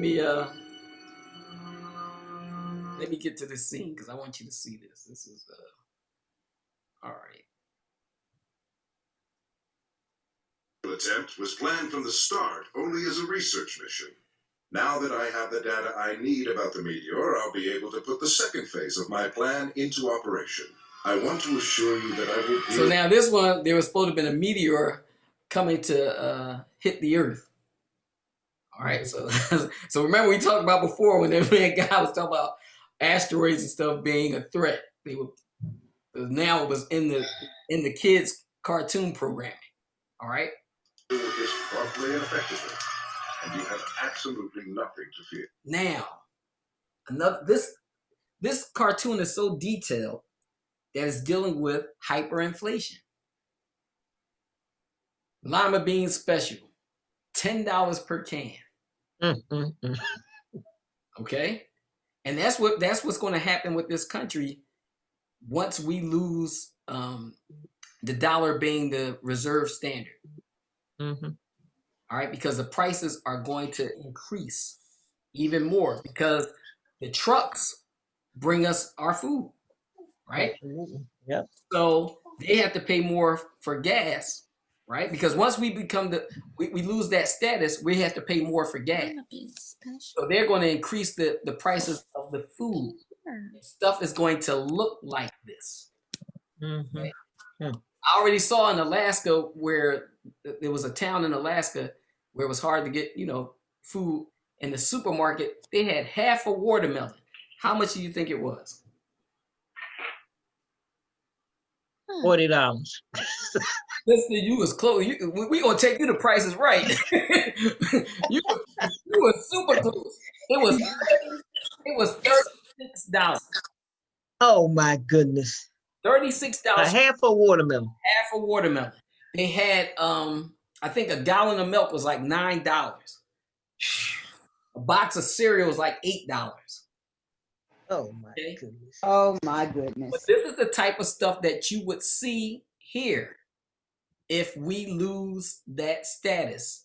The dollar loses that status of being the reserve currency. Okay? Well, it's on its way.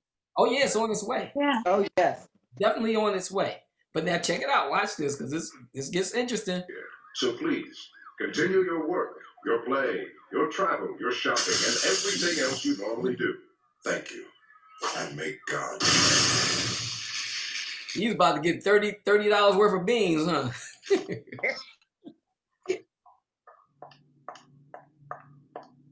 I'm sorry, Miss Waller. No one's allowed. Mr. President, the whole country's in a state of panic, and they're ready to take you out behind a barn and...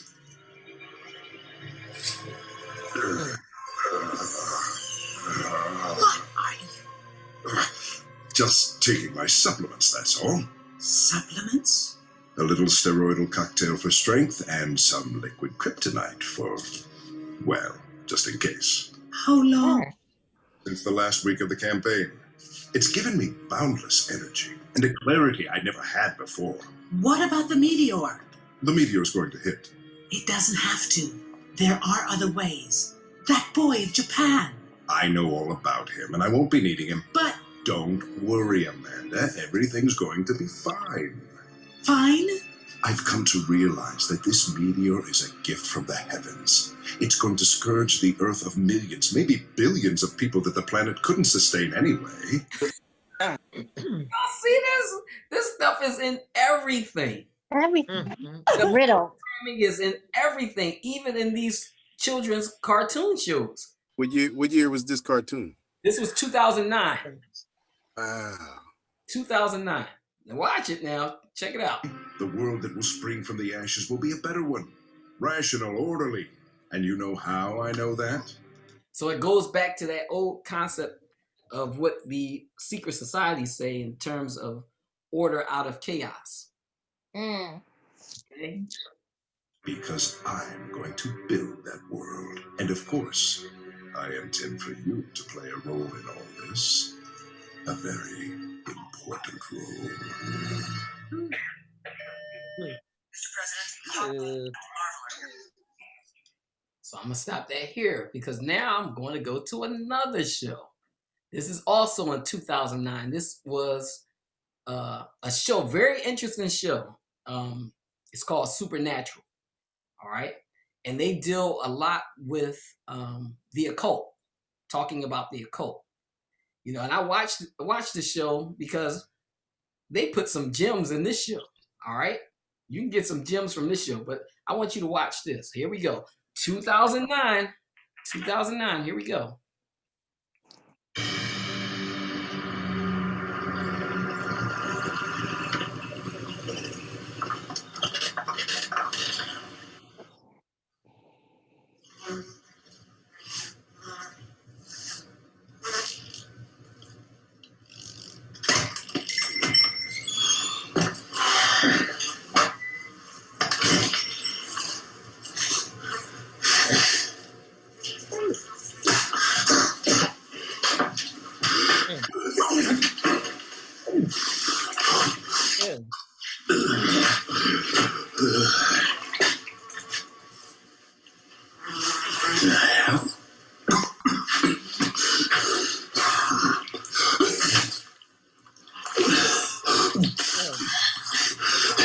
This stuff make you drowsy. I got a lot of driving to do. Blue ones make you sleepy. Red and orange ones are okay for daytime.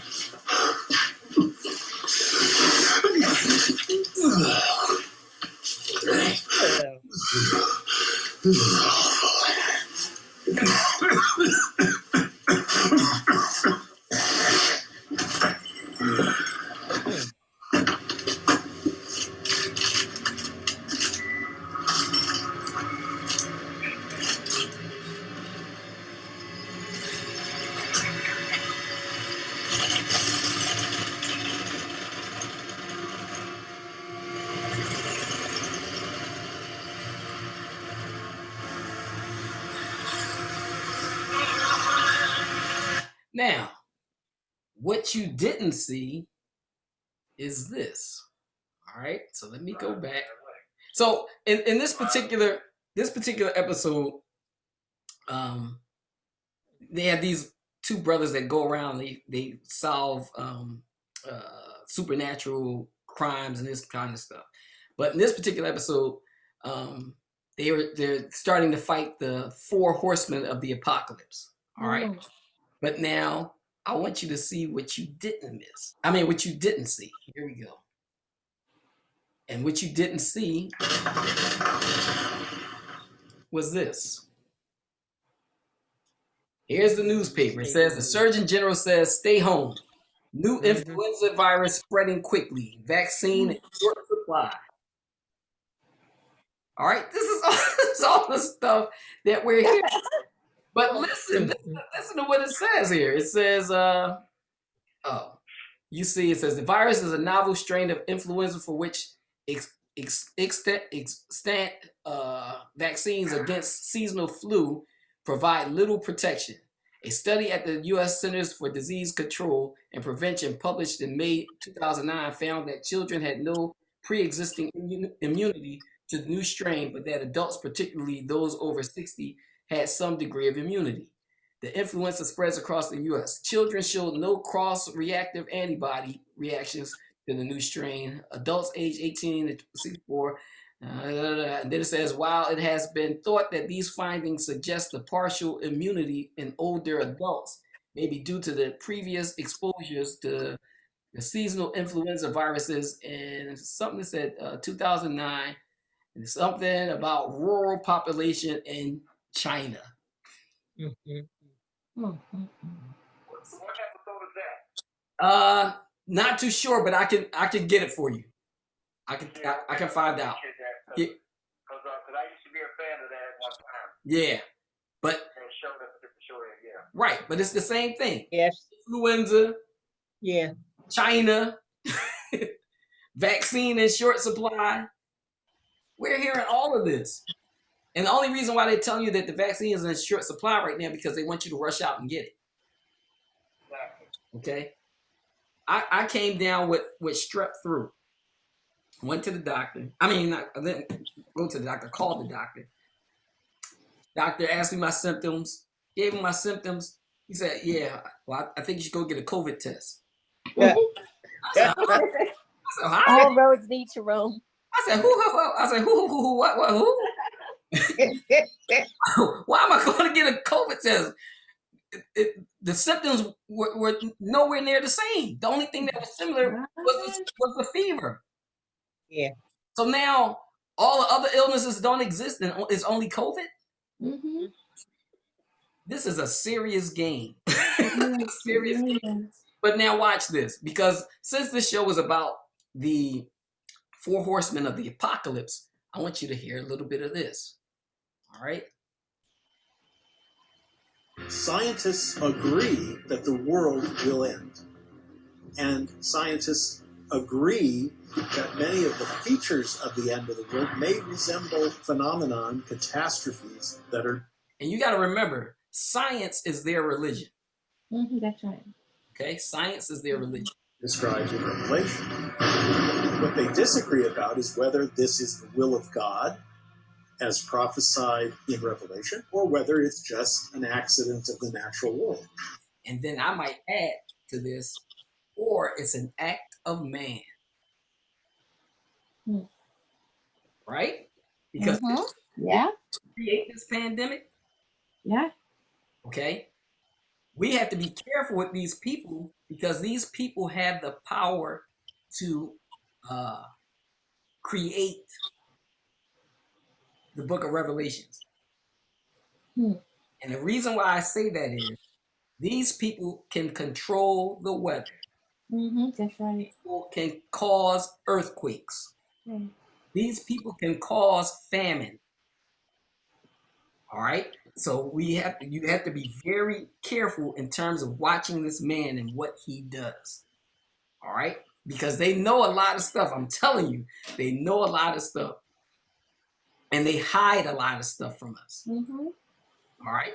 But we'll talk about that a little bit later, because I want to show you some things to help you understand what I'm saying. All right? Here we go. To those who believe in the book of Revelation, the warning signs that mark the beginning of the prophecy are clear.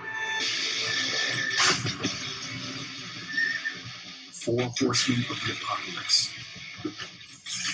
Biblical scholars have decoded their symbolism. A rider on a white horse, on a red horse, on a black horse, and on an ashen horse, all bring horrible things. If the prophecy has begun, then the terrors... What does the rider of the white horse bring? Anybody know? What horse is that? Out of the 4 horsemen, the rider of the white horse. Anybody know what he's supposed to bring? All right, here we go. Let's see. These 4 horsemen bring have already arrived. The 4th horseman, the pale horse, symbolizes plague. Symbolizes plague. All right? And that's what we saw that was being shown in that show. That was plague or pestilence. And when he had opened the 4th seal, I beheld a pale horse, and his name that sat on him was Death. The 4th horseman of the apocalypse is a scary prophecy. The pale horse represents global plague.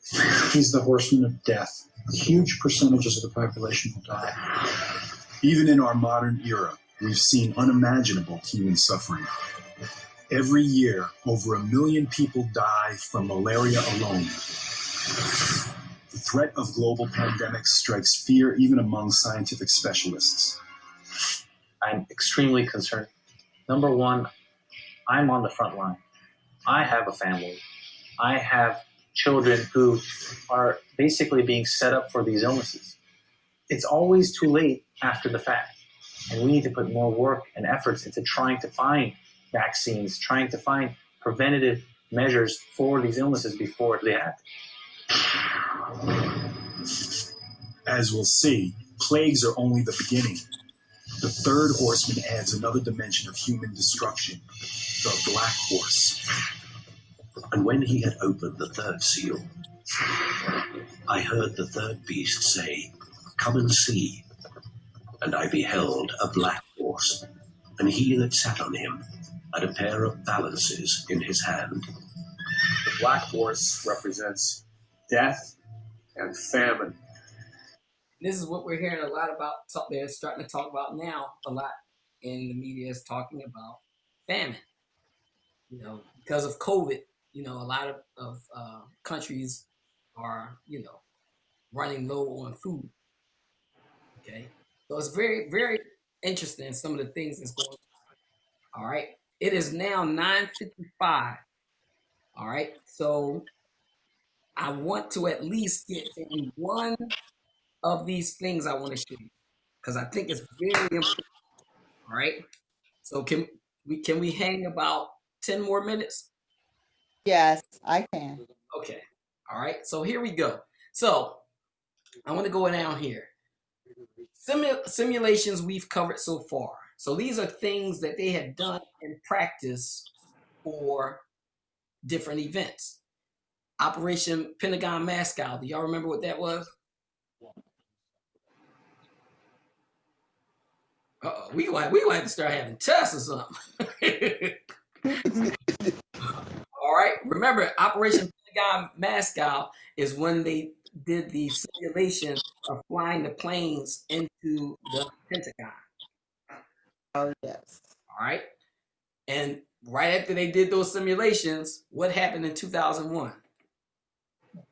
We had the event of 9/11 where planes flew into the Pentagon. All right. So a lot of times, I told you before, when they do these simulations, it's practice for them getting ready to do something. All right. The next thing is Operation Dark Winter. Do y'all remember that one? Yeah. All right. What was Dark Winter? Come on, Brother Shahid. I'm sorry. I was looking up these things on Supernatural. I found some things for you so we can talk later. Okay. All right. Most definitely. Yeah, I was got some cut down real quick. All right. So Dark Winter. Remember, Dark Winter was the simulation that they did of a pandemic With a black eye. in 2001. And remember, Biden and some other politicians mentioned that term, Dark Winter. Remember when Biden said it was a dark winter was approaching? Right. Yeah. Oh my goodness, y'all! Either y'all tired or y'all don't remember. No, I remember him saying it, him and a few others. Right, winter. And then we briefly talked about another simulation, which was called Atlantic Storm. Okay, so that I just went through some of those just to review. That was another pandemic, and that was in 2005. All right, but now we're going to go to one that was done in 2010. This one was called Scenarios for the Future of Technology and International Development. And this was done by the Rockefeller Foundation. Okay? 2010. I want you to really think about this. And please don't forget it, y'all. Don't forget it. All right, here we go. It says scenario. Now, this is the actual document. All right? This is the actual document. It says Scenarios for the Future of Technology and International Development. This report was produced by the Rockefeller Foundation and Global Business Network, May 2010. All right. And this is the table of contents from it. Now, this is things that I highlighted from it. All right. So it says scenario narratives. The scenario narratives, they said the scenarios that follow are not meant to be exhaustive. Rather, they are designed to be both plausible and provocative, to engage your imagination while also raising new questions for you about what that future might look and feel like. Each scenario tells a story of how the world, and in particular, the developing world, might progress over the next 15 to 20 years. All right. with an emphasis on those elements relating to the use of different technologies and the interaction of these technologies with the lives of the poor and vulnerable. Accompanying each scenario is a range of elements that aspire to further illuminate life, technology, and philanthropy in that world. These include, all right, so I think I stopped that one there. So these include, oh, okay. So the first scenario that was discussed in this report in 2010 is called lockstep. All right.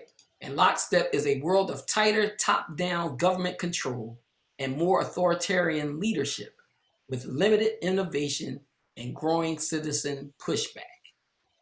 All right. So now we see pushback with a lot of things, especially with the what? The wearing of the what? There's a lot of pushback with the wearing of the what?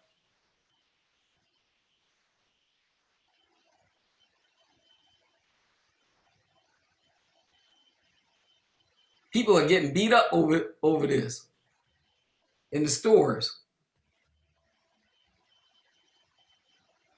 The pushback on the mask. Remember how a lot of people don't like to wear their mask? Right. Okay.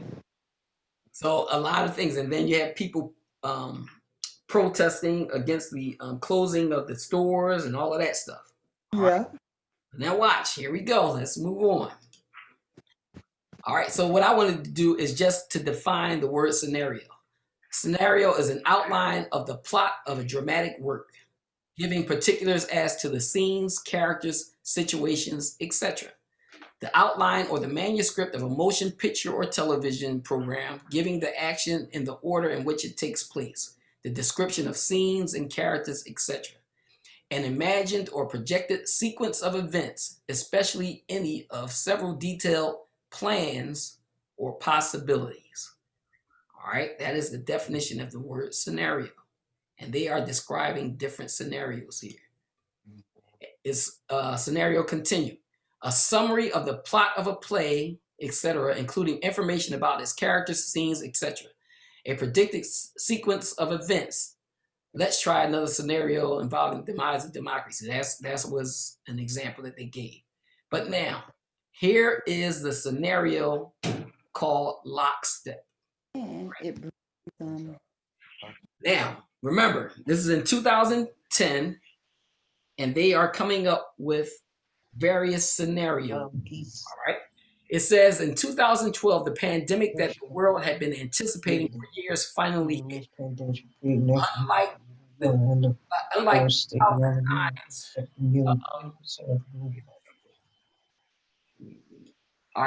2009's H1N1, this new influenza strain originating from wild geese was extremely virulent and deadly. Even the most pandemic-prepared nations were quickly overwhelmed when the virus streaked around the world, infecting nearly 20% of the global population and killing 8 million in just 7 months. The majority of them healthy young adults. The pandemic also had a deadly effect on economies.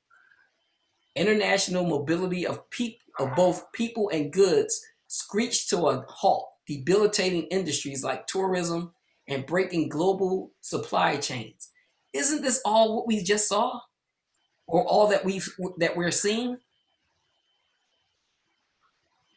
The effects on the economy, the mobility of people and of goods and of people and goods. All right. And the tourism industry is basically done, like, all right. Even locally, normally bustling shops and office buildings sat empty for months, devoid of both employees and customers. So we had the stores that were closing and just sitting there. All right. The pandemic blanketed the planet, though disproportionate numbers died in Africa, Southeast Asia, and Central America, where the virus spread like wildfire in the absence of official containment protocols. This is a made-up scenario that they did in 2010, but it mirrors exactly what's going on now. Exactly right now. But even in developed countries, containment was a challenge. The United States' initial policy of strongly discouraging citizens from flying proved deadly in its leniency, accelerating the speed of the virus not just within the US, but across borders. However, a few countries did fare better, China in particular. The Chinese government's quick imposition and enforcement of mandatory quarantine for all citizens, as well as its instant and near hermetic sealing off of all borders, saved millions of lives, stopping the spread of the virus far earlier than in any other countries and enabling a swifter post-pandemic recovery. So they praised China. They were praising China, right? And like I said, this is a made-up scenario, but everything is mirroring exactly what's going on now. And you have to see what the Chinese government was doing, okay? Here we go. Let's move on. Lockstep narrative continued. China's government was not the only one that took extreme measures to protect its citizens from risk and exposure. During the pandemic, national leaders around the world flexed their authority and imposed airtight rules and restrictions, from the mandatory wearing of face masks.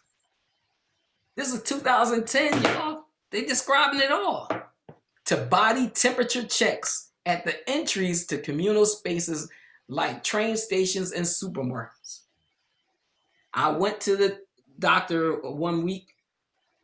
I was used to them taking the little thermometer and the electric thermometer and putting up close to my head and taking my temperature, right? I go there this one day. I'm waiting to go up to the lady so she can take my temperature. She told me to stand in the spot. I stood in the spot and they were able to take my temperature like that. From a distance. From me standing on they had placed like 2 footprints. I had to stand on those and I would just stand straight and it would scan me and take my temperature. Wow. All right. It says, even after the pandemic faded, this more authoritarian control and oversight of citizens and their activities stuck and even intensified. So they're letting you know, even after they feel as though this pandemic is over, all of these rules and restrictions are going to stay. In order to protect themselves from the spread of an increasingly global problems, from pandemics and transnational terrorism to environmental crises and rising poverty, leaders around the world took a firmer grip on power. At first, the notion of a more controlled world gained wide acceptance and approval. Citizens willingly gave up some of their sovereignty and their privacy to more paternalistic states in exchange for greater safety and stability. Citizens were more tolerant and even eager for top-down direction and oversight, and national leaders had more latitude to impose order in the ways that they saw fit. In developed countries, this heightened oversight took many forms. Biometric IDs for all citizens, for example, and tighter regulation of key industries whose stability was deemed vital to national interests. So they're telling you that this stuff is coming in terms of these biometric IDs for all citizens, okay? And in many developed countries, enforced cooperation with a suite of new regulations and agreements slowly but steadily restored both order and importantly, economic growth. Across the developing world, however, the story was different and much more variable. Top-down authority took different forms in different countries, hinging largely on the capacity, caliber, and intentions of their leaders. In countries with strong and thoughtful leaders, citizens' overall economic status and quality of life increased. In India, for example, air quality drastically improved after 2016 when the government outlawed, oh boy, all right, when the government outlawed high emitting vehicles.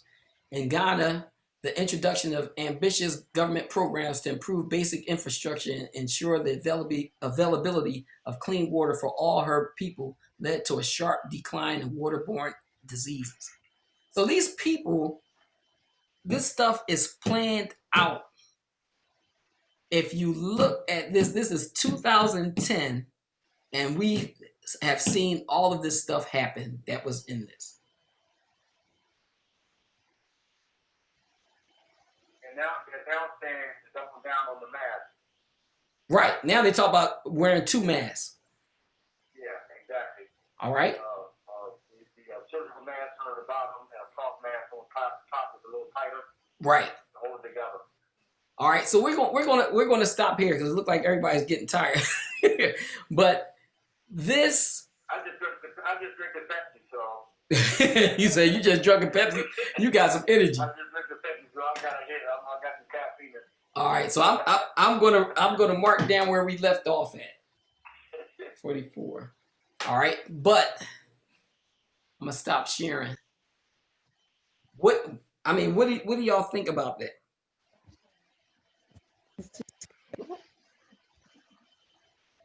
They just described our whole entire situation. So what we're really going through is this simulation or this scenario that they planned. Huh? Basically like a script that they write for a movie or something, and it's like you take a that's all. So now they want to talk about materials, and what they do is show you 2, 3, 4 something, even some of these movies they make alternate ending. Right. Right. And alternate ending to it. Right. And they show you one in the movie, but when you get this video, they show you 2 or 3 different. Endings like you did with the little Will Smith that one about the router. What was that? I Am Legend, I think it was. Yeah. I Am Legend, yeah. Yeah, they did do alternate endings. They usually save those for the DVDs or the Blu-rays to give you a added initiative to buy it.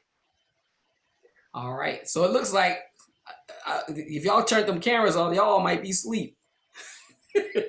Yeah. Everybody sound tired. All right, so we can wrap this up. But this is some very, very important stuff. So if no one has any ending comments, then we can wrap it up right here, and then we can see when we want to do something again. I think y'all might need a little break. Yeah, for sure. All right, so y'all want to plan the next one in February? Okay. Look at. So y'all tell me in February when y'all want to do something.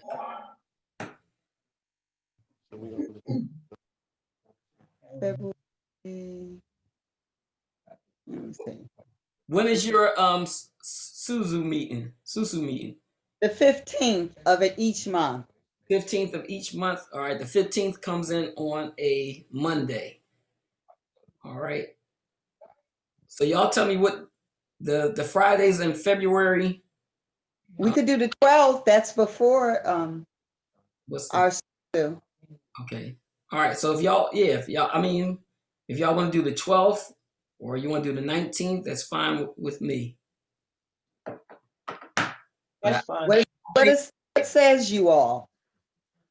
Yes, that's fine. Yeah, because I think y'all need time to process some of this information. It's a lot of information that we covered.